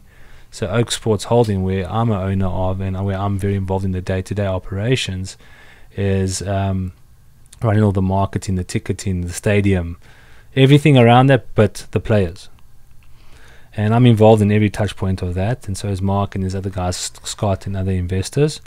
But Mark was very shrewd in the way he put the team together of investors, because although we're investors, we're actively involved in the business. Initially, I was like, okay, I'm not sure about this because I want to focus. But then it's so fun, man. It's so fun doing something that I love. I know soccer so well, man. I know it so well. So for me, a lot of these things come second nature, and I know how to build a business. So we went into this relationship, and we kind of got thrust into it in March this year when the league started. Like 2 weeks before that, like, okay, cool, this thing's going to go ahead with Galaxy. You're going to be competing in the Thousand Oaks. Make sure you have your stadium. Make sure you have everything. And we had been working on these things already. Mark and them had been working on it for a lot longer than I was. But now things had to get into gear. Yeah. And the league started in March, and they were playing at Galaxy's ground under VCFC in Carson. When I went to those games, there was maybe like 50 to 100 people max going there. And there's nothing wrong with that, but I also understand that. But also, you've got to think about the players, right? There's nothing better than playing in front of a fan base. So we always knew that we could build a fan base here just by virtue of the appetite for the sport amongst people in this region of the country. There's a lot of Latinos, there's a lot of Hispanic people, there's a lot of affluent people. It's very diverse. And soccer is probably the preferred sport here amongst baseball. And soccer is huge here because you go every weekend, there's youth tournaments going on. Hundreds and hundreds of teams across the age groups. And there's never been a professional soccer team here. So this is where the opportunity lies. Because if you look at any professional sports team, they generally, as I've said to you before, the nucleus of a team or of a project where several things will span off of that and opportunities will come off that. So we went live in March, but we hadn't had our stadium ready. So our stadium's at William Rowland Stadium at Cal Lutheran University in the Thousand Oaks. So for the first few games of the season, they were playing, and then we had to now create the Instagram, do all the marketing. Like, we went so many mistakes, man, so many mess ups. I love to use this term, and my team will laugh at me because I always say it. Is I love to say we've been building the plane whilst we're flying. Yeah, and it's a startup again. So nothing that I'm not used to. But the team we have together, they each have the unique bits of expertise. Like Scott, who's our chief legal officer, he handles all the legal stuff. Mark is involved in everything. We have a guy named Peter, he's worked for Columbia Records. We have another guy named Bo, who's very much in the commercial property space. So we have everyone with a unique set of skills coming together. And then we obviously have people working for us, and also a lot of volunteers. But everyone is local. No one that works for... I'm the only person that's not from the area. I'm the only one. And I love it. I absolutely love, because I feel like the community is taking me in. I mean, I'm a guy from South Africa. What am I doing here? You know what I mean? Yeah, for sure. That doesn't make sense, right? I think that goes with all of your investors. Yeah, baby, you're right. Yeah, true. So anyway, we started the league, and it was up to us now to get the stadium ready. But I don't know if you remember, at the beginning of this year, there was a significant amount of rains here in California, and so we went into a relationship with Cal Lutheran that would use the William Rowland Stadium, and it's a beautiful stadium. It's very intimate, and it doesn't feel like an American football stadium. It actually feels more of a soccer stadium. But if you had been there, they had the American football turf with the lines and the poles and everything. And last year, their women's team won the NCAA championship. So that now put a bit of pressure on the university to start investing more in the game of soccer. So they completely redid the turf for us and made a FIFA accredited soccer turf. And that worked, and the league approved that for us, so now we could play there. Oh, okay.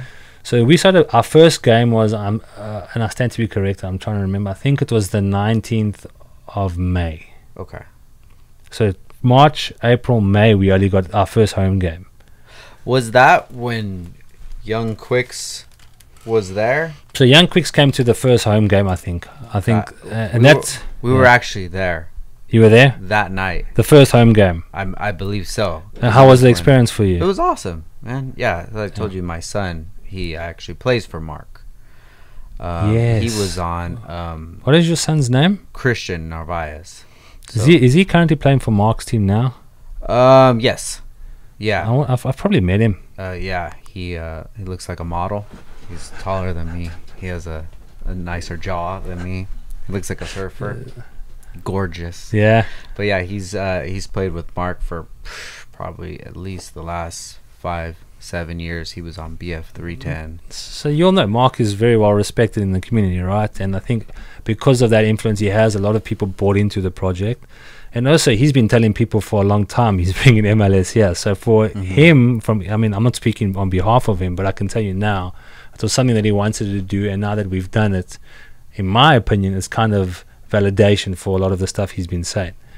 And so that first game happened. It was nearly a sold-out crowd, and then we've just been building, and this is a lot of the success that I will always attribute to is the fans. It's the community. We will not be where we are at without the fans, without the guys from Los Dos, William, Alex, Lino, all those guys, because it's a group of friends that bought into our vision, and every sports team has a supporters group, and they are typically the ones that set the tone in the stadium.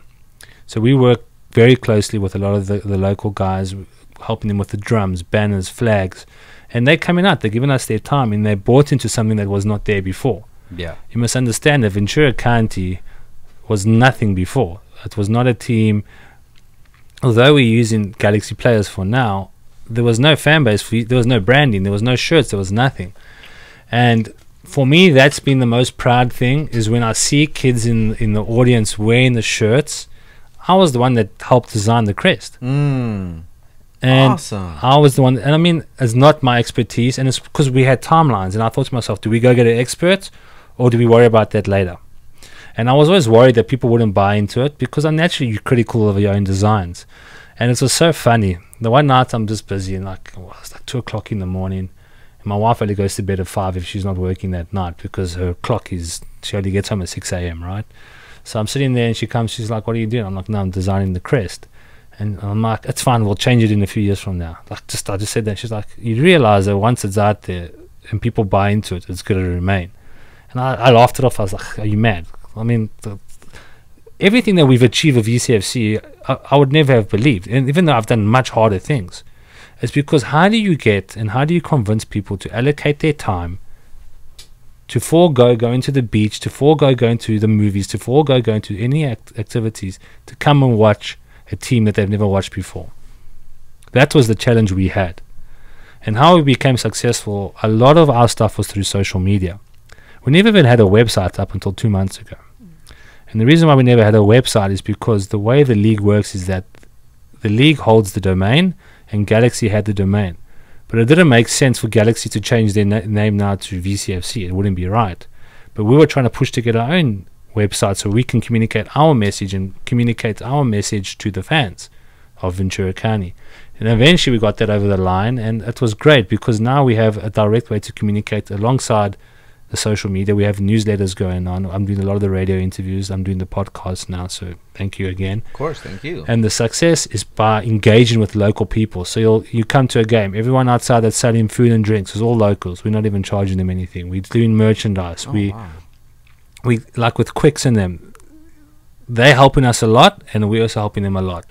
And the point is that I think once people buy into it and they see the opportunity they have. Because once you have a Major League Soccer in a region, even though it's MLS Next Pro, we have massive ambitions. Everything I've done that I've told you about must make you think of where I want to take this thing. For sure. Right?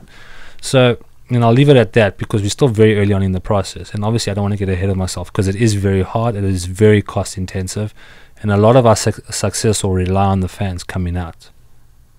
And my biggest concern was when we were starting out was that last year in the Galaxy 2, the team didn't perform that well. Which made me think is, how are we going to build a fan base from scratch, expecting people to come out and watch if this team is not performing? But kudos, and I mean, I give them huge props to Galaxy. They did a whole organizational change. They got new coaches in, new executives in, everywhere, new players in, and the team's been performing really well. I mean, the team is currently, as of today, sitting 4th, but like level on 3rd, going into the playoffs at the end of this month. No one expected this from us. I don't even think Galaxy expected that from the team, and I think they've bought into it now. They've brought 3 players on loan now to give more seniority to the players, because the way the relationship currently works with Galaxy is this. We have some probably 5 or 6 first team players that play for Galaxy now and then. So when Galaxy has injuries or they want to play in the tournament, they'll pull some players from our team. But it's like any business. You pull the best people, the team's performance will drop. Mm-hmm. So the first start of the season, like the first 5-6 games, we were on this winning streak. We were doing really well. And then they started picking some of our good players, which is part of the agreement. We're perfectly okay with that. Some players were sold to Australian teams. There were some guys sold to Costa Rican teams. So it's proper professional soccer, right? But by virtue of doing that, you're kind of now watering down the quality of the team. But now the team is still sitting close to the top. So it's worthwhile investing additional money into these players. And they brought in these 3 players from on loan, and now these guys are performing. They're contributing to goals, they're contributing to assists. So the team now has every bit of the opportunity to go into the playoffs. And when you get to the playoffs, it's like a World Cup, man. It's one game at a time. Whoever wins, wins. Move on to the next game. So where are most of these players from? All over, man. All over. Because the team is based in Carson, in LA, a lot of them will have either... I mean, there's guys from Australia, there's guys from Ghana, there's guys from the Congo, there's guys from... There was a player from Oxnard, Sergio Villapando. They play on VCFC? Yeah. He hasn't played recently. I don't know why. But obviously when we bring the team completely independent, where we move away from the Galaxy relationship, whenever we do that, we will have to have our own players, and we could obviously pull from... So Mark's team, these teams, the youth teams that he used to have, some of those younger players might have the opportunity now to come play for... But this is also a long-term vision, right? Yeah. We need to establish the foundations. We need to make sure this is a viable business. And the thing is, what people need to understand, and why I keep harping on the fans, is because the fans are the lifeblood of this club. It's like anything with your business. You need customers to survive. And we're trying to get them to come, giving them their time of their day. We have to entertain them. And we have to provide them with an experience that's going to warrant them to come back. And we've been doing that well, but we can obviously improve. I don't think we've hit the nail completely on the head, but we sold out the stadium twice now. On August 11th was what we called the SoCal Classico, which was against LAFC 2. There's over 3,000 people in that stadium. The university doesn't even get that. Oh, wow. Congrats, man. Yeah, and my point is that we did that from May, even though in March we started, but how did we get fans to buy into something that they couldn't watch? Yeah. It was so difficult, man. So it's about gamification, growth hacking stuff, man. Like, it's so hard, but it's so fun. But I'm also, at the back of my mind, is that I wouldn't call it anxiety or whatever. I know how much work we have ahead of us. And talking about having the right people in your team, everyone needs to buy into the same vision. If someone doesn't, there's a weak link in your chain now. So it's going to take you a lot longer to get there. And the thing is, what people also need to understand within organizations is you need to have tough conversations. You need to call each other out and not take offense to it. Obviously, you can draw a fine line between talking to someone offensively or talking to someone with the intention of improving something. But I think a lot of people, especially the younger people we work with, cannot take that criticism. For sure. And that requires you as a leader now to change the way in which you lead. And I draw a lot of my inspiration from, I don't know how much you know about like UK soccer, like Manchester United and stuff, but the greatest manager of all time was a guy by the name of Sir Alex Ferguson. He was the coach. He reached the success for Manchester United for over 25 years. And when he left the club has never achieved the success that it did under him, because he held everything together. But the one thing that he would do is every player he would manage differently, because some players need an arm around them. Some players need a hard talking to. Some players just need to be left alone. And I kind of apply those learnings in business now. Like, I identify people that I need to put my arm around, that need to be encouraged. Some people just love that, well done, in a text message in front of everyone. That goes a long way. Whether you like it or not, humans are always looking for instant gratification. That's why social media is so popular. People are following their likes, their comments, their shares, because you need that instant gratification. And that can be fixed with what we spoke about earlier about becoming present and trying to negate a lot of these unconscious biases that you have as a human. So going back to Ventura County FC, the team has done successfully, in our opinion, on the field and commercially. From the point of that, a lot of people want to get involved. A lot of people they claim they want to invest. I'm the kind of person, put your money where your mouth is. because it is a very cost-intensive business to get off the ground, right? Because your revenue streams are limited. Because also a lot of the stuff we've been giving out complimentary, like not charging people to work there and stuff, because that's not our intention to make money. Our intention now is to build this fan base and to build a lasting fan base. Because once you do that, businesses will spin off that, and local businesses can take advantage of that.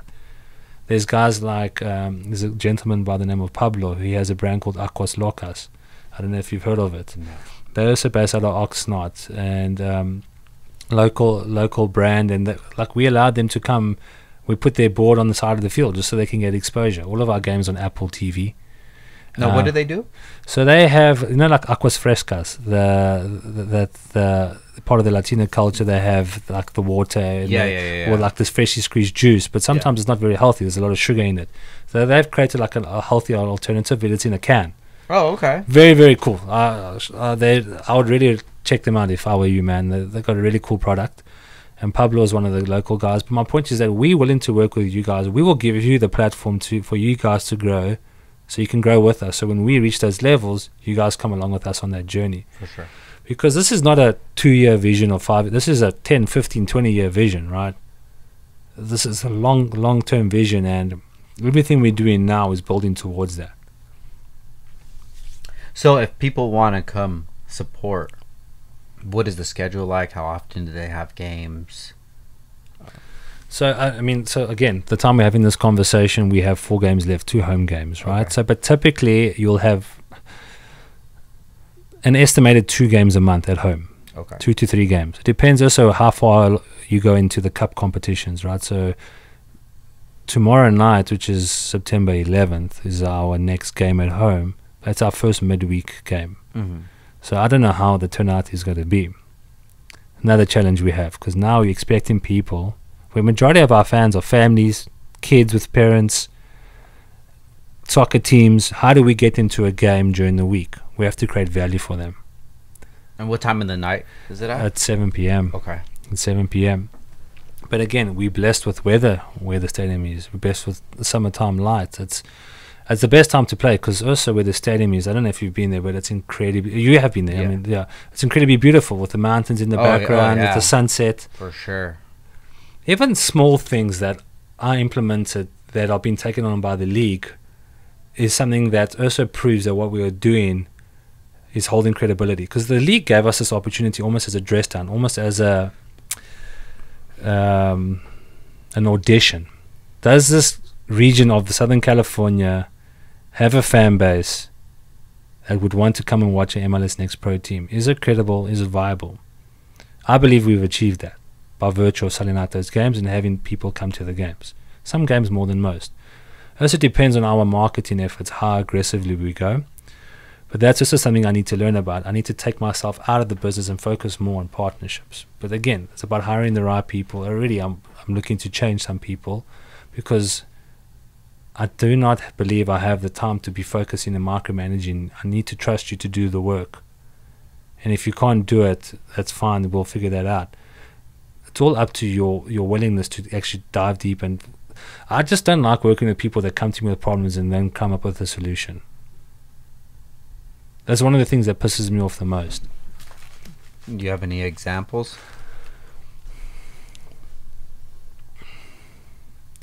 I'll use an example from my prior companies, right, as opposed to this the soccer one, because it is still kind of new. For sure. I think when I was working at Maersk, I'll use an example when I wasn't even a startup. I was an entrepreneur. So I heard a problem so what happens is when a country is importing containers, they will import these containers from whatever the product is. So a country like South Africa is a massive importer as opposed to a massive exporter. And with that comes a host of problems. You're getting these containers coming in from Europe, from America, from the Middle East, from Asia, bringing product in. And you get different types of containers. You get dry containers, you get A-grade containers, and you get refrigerated containers. So A-grade containers are anything for like food products. It's clean on the sides. There's no rust. There's no holes. It's pretty clean, like boxed foods, canned foods, and things like that. Refrigerated containers, obviously for refrigerated cargo, like citrus and those kind of things. And then your standard grade containers, a normal container has a bit of rust, dents, some more than most. But generally, those are the highest volume of containers coming into South Africa because of the raw materials that we're importing. But what that does now is it presents an issue. What do you do with those empty containers if the demand for our exports is not meeting the amount of containers? So you're either having to ship empty containers, which costs the company a significant amount of money. And I remember listening to this in the sales team meetings, but I was involved in customer centricity, like how do we improve the customer experience? It was my first job there at Maersk. And I heard one of the sales guys saying, we're losing out on 200, 300 containers because we can't supply containers to an existing customer that they have. And this customer was selling boxed fruit juices. So they didn't have enough A-grade containers, but they had enough standard-grade containers. But you cannot use standard-grade containers for food-grade products because it's not clean enough inside. So we came up with an idea, and I led this project, and we called it the liner bag. So we worked with these guys, and we developed this polyurethane bag that will almost slide into a big container, a 20-foot container, that creates the environment of an A-grade. Got it. Doesn't cost nearly as half of what that is. We put the thing is, and we gave them a price of an A-grade container to test it out. But when we were trying that stuff out, people were like, nah, we've tried that before, it's not going to work, And I heard it from everyone, and everyone was really killing me because I was only 1 year into the company. And I just thought to myself, I cannot accept that as an answer. There has to be a way. And then I took it upon myself. I found a better material, and I found the guy that needed the solution for his customer, and we worked on it, and we did it. And then he got secured that 200 containers book of business. But if I had just listened to everyone, we would not have done that. And that money doesn't come to me. It doesn't do anything for me. It just gives me the opportunity to showcase my skill set. But that's what I kind of mean. Is like, if you're going to come to me and say no, provide me with the solution, man. Yeah, for sure. Yeah. For sure. Yeah, that's always an annoying one, especially when you're trying to cook too. Like, you're trying to come up with an idea and you're just thinking out loud. You gotta watch who you have those conversations around, because they'll pop your balloon real quickly. And they'll start to think of problems before anything. And there's a time for problem solving, but it's a time for cooking too. And getting these ideas and getting them off the ground. Yeah, I feel you. You can't. It's hard to have people like that around. Yeah, and again, and I try to hold myself to those standards, right? Like, if I find I come across a problem, I'll always try to find a way around it, because there is always a way around it. It might not be the most effective way, but there's a way to do it. And I find myself in those situations, and I'm starting now. It speaks to the conversation we had about, do I do the work or do I delegate the work? Most people will do the work because they feel like no one can do the work as good as that they do. That's a very bad trait of a leader. And I do that often, because I know I can get the work done in half the time with better quality, but now that's taking me away from other things I need to be focusing on. So the thing that I've kind of implemented in my journey the last year is picking your battles. You need to pick your battles, man. So, like, for example, at the soccer club, we built the whole social media thing. I was very involved in the social media thing. Not doing the posts, but like, we had younger people doing the designs and the photography. But it's not how you would run a professional club. But they came to the party, they were willing to help us, and they did help us get to where we are. But we also need to acknowledge that if we want to be this professional club that we say we want to be, is every facet of the business needs to be first class. And that includes social media, marketing, sales, ticketing, everything. And I'm not good at any of these. But I've done them because I knew we needed to do them. But for ticketing, for example, you need a person that has experience to tell you how to package the ticketing. So we're soon going to be going out with our 2025 season tickets. And by getting season ticket holders, you kind of guarantee yourself a steady influx of people at every game. But now we need to create value for them. What is that ticket getting them besides coming to the game? Are they getting merchandise? Are they getting to meet someone? Are they doing this? Are they getting to do... Those are the kind of things I like working on. It's providing value for our customers. And that's kind of what my focus will be between now and the start of next year's season, is how do we go out and get sponsors? How do we develop more authentic and real relationships with local vendors? There's just so much more we can do. And I wanted to get to the point where the stadium is at capacity every game. And that's very hard to do, man. That's very, very hard to do. But the league has learned a lot from our our process, right? Because there's other teams doing this with other, like there's a Huntsville team, and they have Nashville as their second team, and then you got guys in San Francisco, they have the Earthquakes, and their MLS Next Pro team is called the Town, and we kind of had these hybrid business models, and the league is using us to see if this is, because the biggest issue is the cost intensity of these things. You only become a profitable business once sponsorships and revenues cover all the costs, and it takes time. So I think with Ventura County,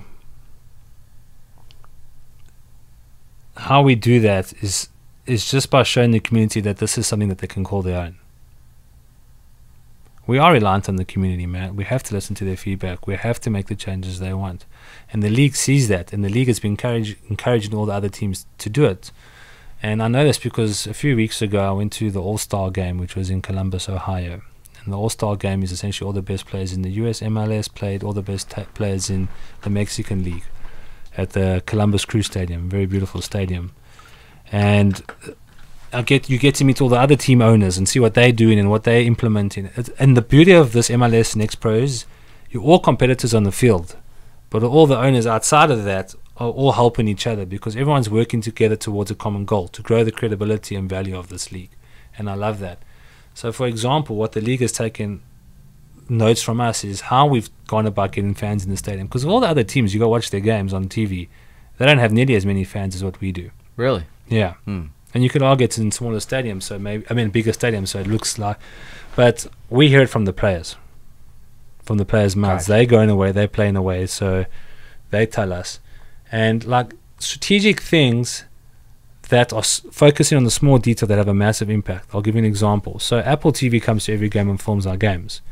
But when they were filming at Carson, I noticed that the guy was setting up his camera, because only one camera for now, on the stand where the home fans are. So you can't even see the home fans because they're below you. But now you're filming either the opposing fans or just an area that has trees and stuff. It just waters down the quality of the game visually. Sure. It's all about perception. So when we got the stadium, I said to them, no, we need to put the Apple TV guy on the opposite side, focusing on the home fans, where you guys would probably sit in. And we went back and forth with the league. They were unsure. We had to get a scissor lift, and like we had to do things that weren't typically done. But I think we applied our startup learnings, myself, Mark, and a few of the other guys, to implement these changes, which have gone a long way. Because now the league watches, and they're like, holy crap, the games are sold out, they're full. But they're focusing on the home fans. Because when you're watching at home, you want to see an atmosphere, you want to see and it creates better quality for the fan at home. Yeah, for sure. So small things like that is what's made us successful. And definitely like the player pulls. We have all the youth soccer teams come and we give them different times they can come. And then their families come. And the most important people is the moms. Moms make decisions for the kids. They decide what the kids eat. They decide where the kids go to school in general. I'm not saying in general circumstances. It's not a blanket approach. For sure. But the moms are the ones that are deciding if we're going to take the kids to the game sometimes, or we're going to give them food, or we're going to buy them this shirt.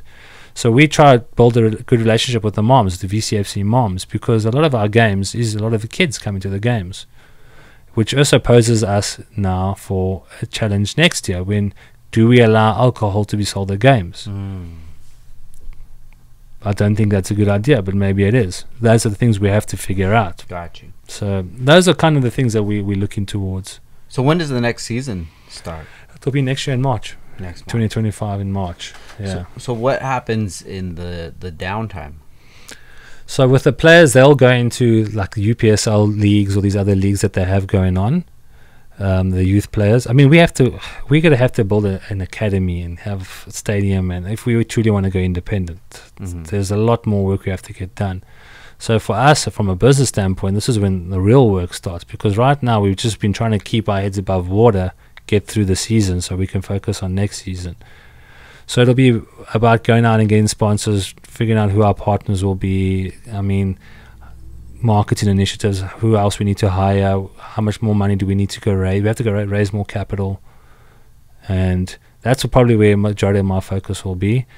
And when it comes to the players, I'm not really too sure. Like a lot of them now, the university leagues are also starting, so some of the guys in university, they might go play for the university teams like UCLA and so on.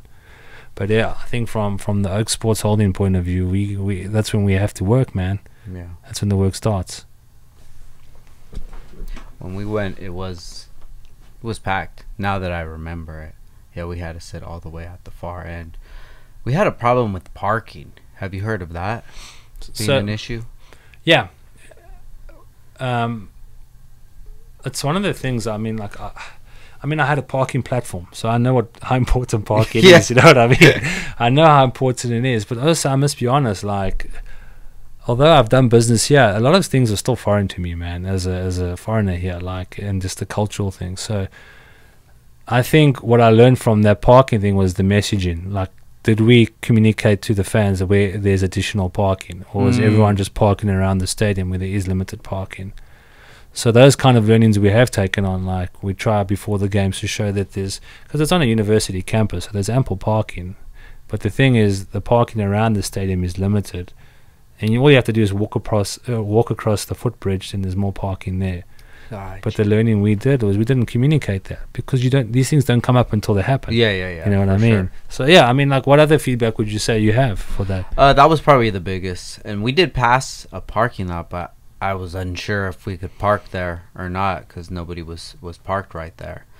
So it was probably to the opposite side, where like the sunset and all that would be the opposite side of the stadium. We actually parked on that side. I mean, it wasn't a big deal, but in that area right there, there's a lot of signs where you can't park because it says no university parking. Yeah, no, I agree, and I think sorry, I moved away from the mic. No worries. I agree, and I think this is the kind of feedback that I welcome, right? So I mean, we've heard that, and the interesting thing is that for parking, what most teams do, like I went to Galaxy's game the other day, $30 parking, right? We're not charging for parking, and that's obviously a huge part of the business that we could take advantage of, that we're not, because we're trying to give everything to the fans to make sure that they come to the games, and it's the last of their worries is paying for parking. But I mean, I suppose if we had to invest more money and time into that, we could get more signage and things like that, so people know that they can park there on game days. Yeah, at least just have a young kid. Yeah, with one of those arrows. Yeah, park right here. Yeah. But yeah, it was cool, man. It was a good time. So you said September 11th. And then September 29th. September 29th. Man, I wonder if we can swing by tomorrow, man. Yeah, man, you're more than welcome to. Just let me know, and I can hook you up. And I mean, I don't know what your son's ambitions are, but I mean, if he were to even have the slightest inclination to try and give it a go, this is the opportunity that we're creating for the locals. I would like you to meet him. Okay. For sure. I would like you to meet him. Maybe we could swing by tomorrow. Yeah, I'll be there. And go by there. I'll be there. Man, I wish you luck, bro. It's kind of like... Thank you. It's going to be a success. You know? It's good. It's going to be a success because you've just done so much remarkable things in so many fields that, I mean, it just sounds like you weren't as passionate about as you are with soccer. So I could just only imagine something that you're passionate about. And there is a lot of soccer community around here. You know, I've been part of my son going to the soccer games since he started playing. I think he was maybe like 5 or 6, and he's played ever since then. You know, and just traveling and just around here, even to the 805. You know, sometimes he would play right there in Thousand Oaks. He'll play in Oxnard. And man, there's so many people out there. There's so many people that love the game. There's so many kids playing the game. There's so many families that want their kids to go on to have successful careers, whatever it may be. Like with you, my question was going to be to you, why did you get your son into soccer? Did you grow up playing the game, or what was the reason why he ended up playing soccer? It was just something that he was into. I didn't play any sports growing up, which I wish I did.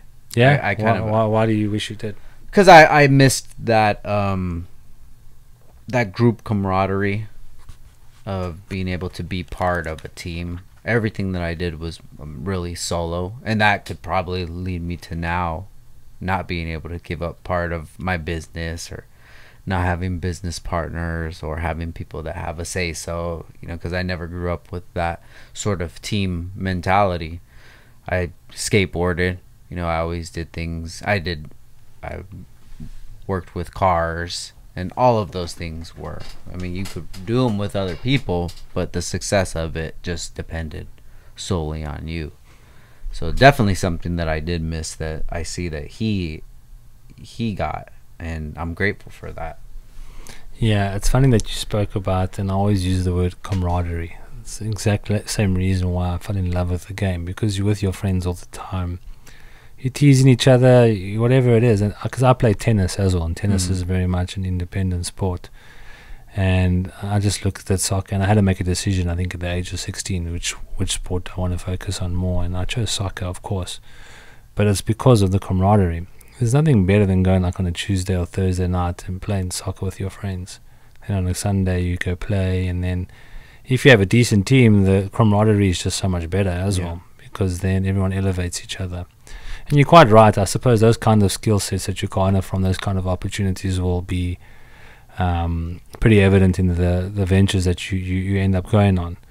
But I don't think it's a bad thing to be doing things on your own. Yeah. To be honest, I think, I mean, you know, one thing that I realized about myself going through all of these ventures and businesses, some successful, some not, is that, and going back to the point I made of growing up in the time when you had Steve Jobs and Zuckerberg, and you're kind of thinking, I want to become this entrepreneur, this tech entrepreneur, develop apps and so on, because that was the era I grew up in, is that I learned that I'm not the one that comes up with the idea. I'm the one that executes on the idea.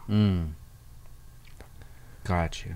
And that took a lot of I needed to look to myself internally, because I think if I was married to the idea and I had focused on these guys, I needed to acknowledge that wasn't my skill set, because I can come up with a cool idea, but I sometimes struggle to take the first step. But once the first step is made, I'm the guy that takes the next 10 steps. Yeah, and I'm definitely the opposite.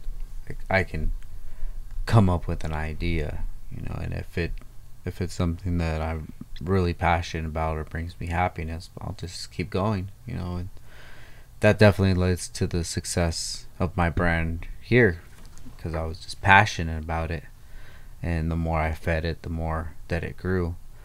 But now I have so many ideas that it takes a lot longer for them to come to life, because I have day-to-day things to worry about. But there's always ideas. What is one thing that you wish you can do that you haven't told anyone? If you're willing to divulge that, of course. One thing that I wish I could do, well, I've talked about it many times. It's just take the podcast to the next level. I love having conversations like this. That's so cool, man. I can literally do back to back, no problem. Like if we were here, all right, you head out, use the restroom, get a snack, go back again, do 2, 3, 4 podcasts, no problem. But then, you know, like you said, post production after that, you know, now doing something with it. I've sat on podcasts, amazing podcasts, for maybe 3-4 months. I'm just like kicking myself in the ass, you know. Just like, man, I need to get that one going. I think you can do it. I think a lot of people would listen to a conversation if there was, I'm going to go back to the conversation of creating a niche, because I've always seen that as like, but then again, you have guys like Joe Rogan or Patrick Bet-David, all these other guys that just bring on people to tell their stories. But I mean, maybe you do a 2-pronged kind of podcast where you do this like you're doing with myself, where it's pretty open-ended, and I suppose you can draw a lot of learnings, and the audience can as well. But also maybe one solely focused on what you're truly passionate about, which is the cars. That, or a group of people that we just get together every week. It doesn't have to be a guest. It can just be guys that are in the industry, or I know a lot of guys would like meet up and talk about like the latest tech innovations or the latest things that are going on in that industry. And what you should use that podcast for, in my opinion, is to kind of sell and promote your business. For sure, and I do the podcast that I was a guest on. He brought that up, and now thinking about it, yeah, I think this would be huge for the business, because if people, got the chance to listen to a podcast and kind of heard the way that I think about the business, the way I think about business, the way I think about family and hobbies and what have you, I think it would be a lot more attractive and would make them more of a fan of the brand than just some company that sells nuts and bolts and makes your car look good, And do you have customers that are return customers like you've had for the last 10 years, kind of customers? For sure. And we have I'll have customers that'll come up to us. Even at this BMW event, I've had customers come up to us and tell me how they used to buy our stuff when they had a Honda, and they saw me start from the beginning, and it's kind of like, it's like when you used to listen to a band back in the day, and then the band gets big, and then you get to meet the band, and then you say, man, I remember seeing you at a little venue or something like that. It's kind of the same thing. I remember seeing you on the forum selling, or I remember seeing you at this show, or what have you, which probably 8-10 years ago. And then we'll have customers, like a BMW customer, say, oh yeah, I already have this kit, I had it on my last kit, and for my car I've bought like 3 different kits, just because they change wheels, they change the color scheme or whatever, and it's awesome. It's awesome to be able to have that from a business standpoint. It's awesome, but then from a standpoint of like, they actually like the product and believe in it, that they'll buy it over and over again. I'm not trying to just hook somebody just for one sale and then that's it. I'm trying to build a relationship. Yeah, because I think loyalty is a massive facet of the success of any business, is having return customers. And I mean, that's kind of low-hanging fruit for you, for people that could be first-time listeners for a podcast, because now they have a direct source to a guy that knows what he's talking about, who they've bought products from, and the rapport is already there. So you kind of have the head start. Yeah. And I mean, I kind of touched on it, but it's probably worth bringing up, because you can maybe draw some similarities to it, is that with Ventura County, and just looking at soccer in the United States, it's not the most favored sport when you put it next to NFL, NBA, baseball, and ice hockey. I think it has surpassed ice hockey with popularity now, just based on data. And my point is that the reason why soccer has not taken off like the other sports have, and I mean, there's a bunch of things. I definitely think it's part of the culture, right? Football, baseball is part of the US culture, right? What do they call baseball? The pastime, right? Yeah. And my point is, like, soccer has always been around, but it never had this following like these other sports. So this is the disadvantage and the Achilles heel that MLS and professional soccer has had here, is that they do not have the luxury of having teams with fan bases that span over 30 years. And the example I'll give is like with Ryan Reynolds that went and did Wrexham, Welcome to Wrexham. I'm not sure if you've seen that documentary. No. So there's this team that was in the 5th division of English soccer called Wrexham. And they have one of the oldest fan bases, over 100 years of fans, which means generations of people have come to watch this team. And they're in the 5th division. So it's terrible if you consider how far they have to go to get to the 1st division. And they would still have fans coming to the games regardless if they win, lose, or draw. And that's because it's loyalty, it's ingrained in the culture. It's the same thing with NFL and NBA. People will go watch games just because their dad did. They watch it with their dad, they watch it with their granddad. You know what I mean? They have a history, they have an attachment to it, which most teams in the MLS don't have. Obviously, the guys that have been around the longest, like Galaxy, and I suppose some of these teams like Atlanta and LAFC now have had a rich history of fan bases. But there's teams like San Diego, which is a new team now, that didn't have any fan base. They moved into San Diego now, and they're going to also have to now bring along a new fan base. I mean, they have a lot more of a leg to stand on because they're MLS first team, right? So they can throw a lot more money at it. And they have fan bases from other USL teams that were previously there that have moved now because MLS has entered the show. That's another thing. MLS throws their weight around. But why I'm saying this is that I've always been mindful of that, because the story of like Rob and Ryan. So Ryan Reynolds is the actor, right? And he's an investor in Wrexham. And then they invested, they documented the thing. You should watch it. It's called Welcome to Wrexham. It's on Netflix. And they kind of show the behind the scenes of what it takes to build a soccer club. Even though that's in this well-established soccer club, they were in financial turmoil. The team wasn't performing well on the field. So they had to change everything from staff to everything. And they document this whole journey. And then eventually the team starts winning. And then they get promoted. And they got promoted again. And that's kind of how I've seen this Ventura County FC thing, is that we have a unique problem, is that how do we build a loyal fan base in a short amount of time? Because we do not have the luxury of fans coming to the game 30 years ago. We're starting that now. So what techniques and tools do we have to use and implement that can still capture that audience and warrant them to come through? And I think this whole narrative and trying to help people understand that this team will only remain if you come out and support it. And if you love soccer so much, and if you want a team that you can call your own and which you can go to with your granddad, or you go to with your wife, or go on a date, or go there with your sports team, this is the opportunity. And we don't have that luxury of having the tradition. But the beautiful thing now of getting involved now for any fan, any local business, is that you're helping contribute to the culture in which we're trying to garner. Now, if anybody wants to be part of what you guys are creating, how would they reach out?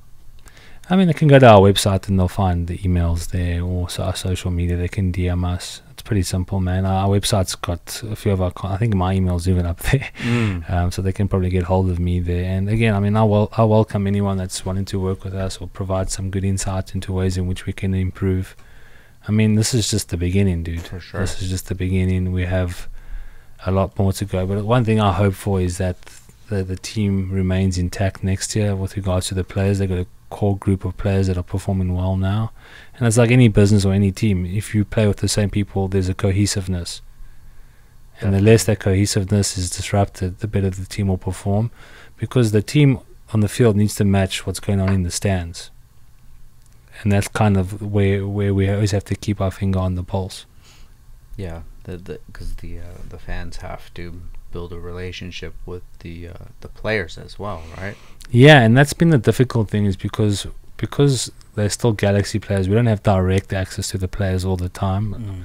I mean, if I want access to them, I can, but they must also remember that the guys that are working for us are all over here in the Thousand Oaks or Oxnard or wherever it is, and they have to go to Carson and do these things. So it's doable. The players have come to the party. I think the most beautiful thing was in that first game that we had on May 19th, the guy's name is Ruben Ramos, who's actually now got a first-team contract with LA Galaxy.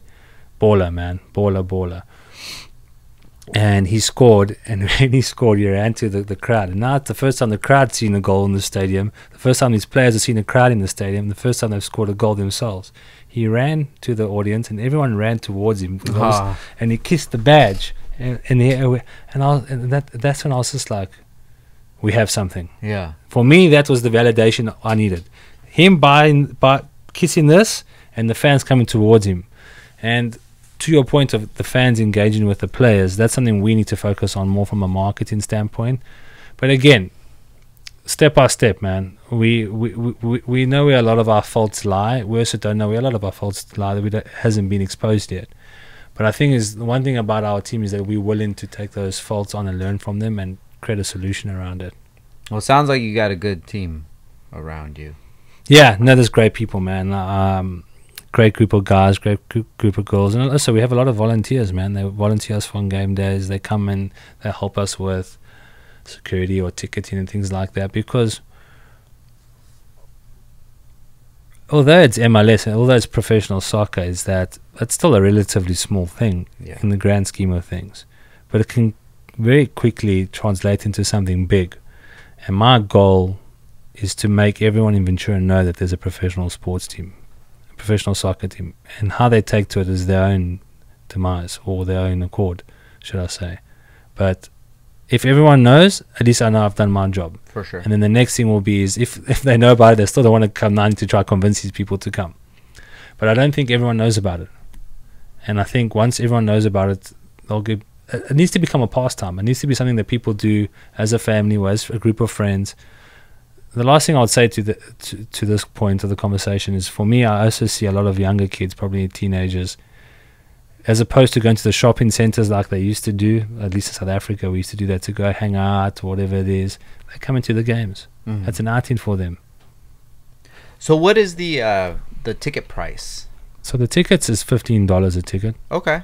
But I must be honest, a lot of the tickets we've done this season have, through competitions, and giving complimentary tickets, because you can't really charge people for something they don't know. For sure.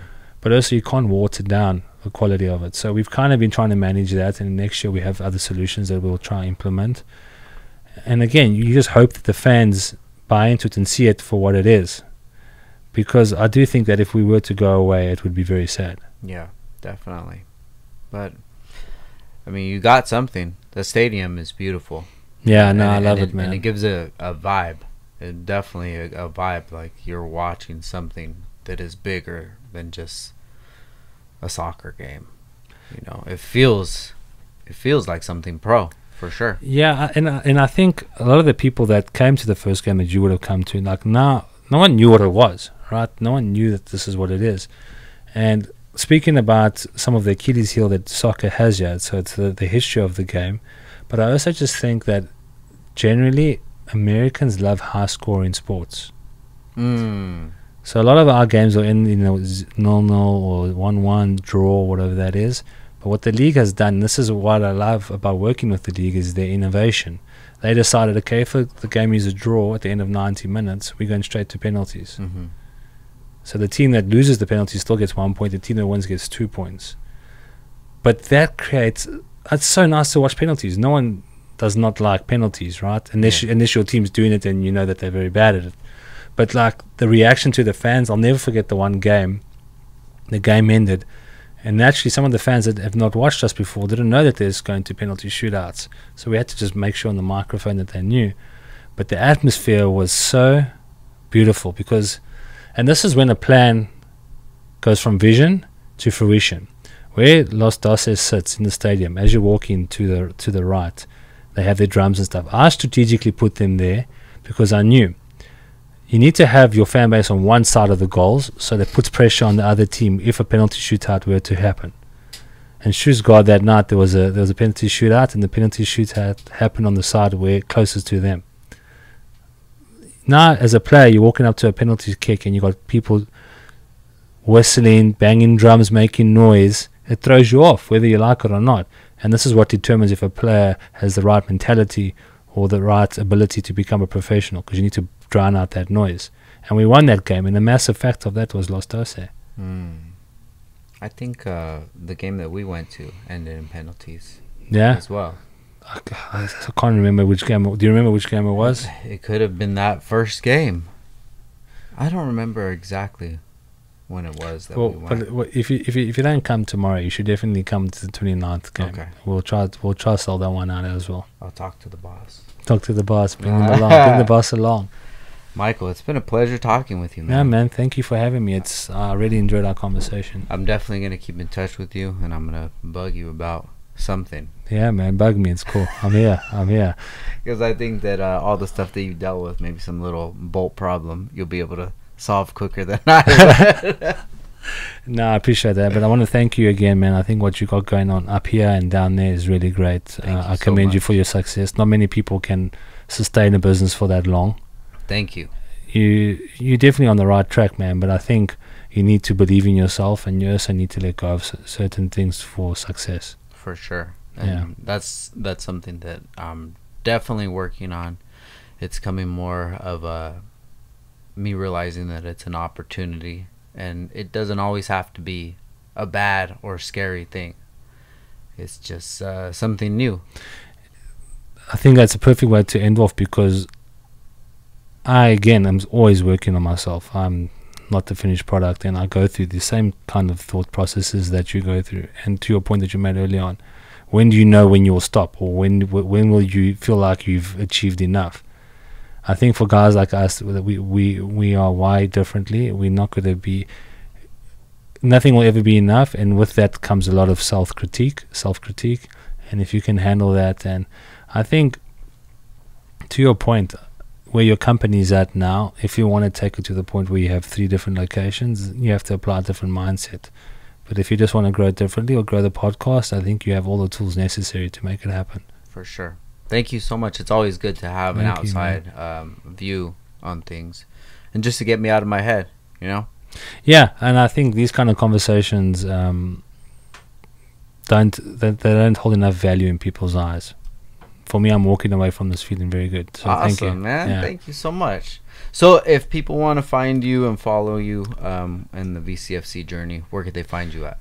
So for Ventura County, they can go to Ventura County FC. It's on Instagram and Twitter or X. It's VCFC Ventura County. You'll find us quite just by searching us, but we also have our website, vcfcpro.com. We're on LinkedIn, and my personal Instagram is Michael Savvides, or I think it goes as Cali Mike. And it's not because I'm in California; it's because I was doing calisthenics. Oh, really? Yeah. Oh, shit! I thought you just adopted the whole lifestyle. No, dude, it's funny Cali because Mike. it's because a lot of it's pretty cool, right? Well, I thought so at the time, and at the time when I came up with that name, Yeah. that was well before I knew I was coming. Yeah, like 3-4 years. Manifesting. Yeah, man. You never know. Because I was doing calisthenics with my friend Jono back in South Africa, doing crazy stuff. But I mean, yeah, that's a conversation. Is that why you have the crazy 6-pack? Nah, honestly, I got into the gym after because I knew that women appreciated guys with good bodies, and I had good genetics because I always looked at my uncles. My mom's one cousin was pretty big guy, and I always knew I could achieve. And I'm not the tallest person either, so to me to put on sizes is not that difficult. But I've been training since the age of 14, man. Oh, wow. It was nearly 20 years I've been training. Bro, you're ripped. Thank you, man. I appreciate it. Man. Thank you. Hell yeah, Michael. Thank you so much, bro. Thank you, I man. appreciate it, man. And thank you guys for listening. The last game is when? September 29th. September 29th. So that gives me pressure. I got 19 days to get this podcast up. You got enough time to ask the boss at home, man. All right. So if you guys are listening, let's see you there September 29th at Cal Lutheran University. 7 p.m.? 7 p.m. 7 p.m. Go support, guys. And, yeah, thank you for listening. Once again, this is Downtime with Downstar, and we out. Peace.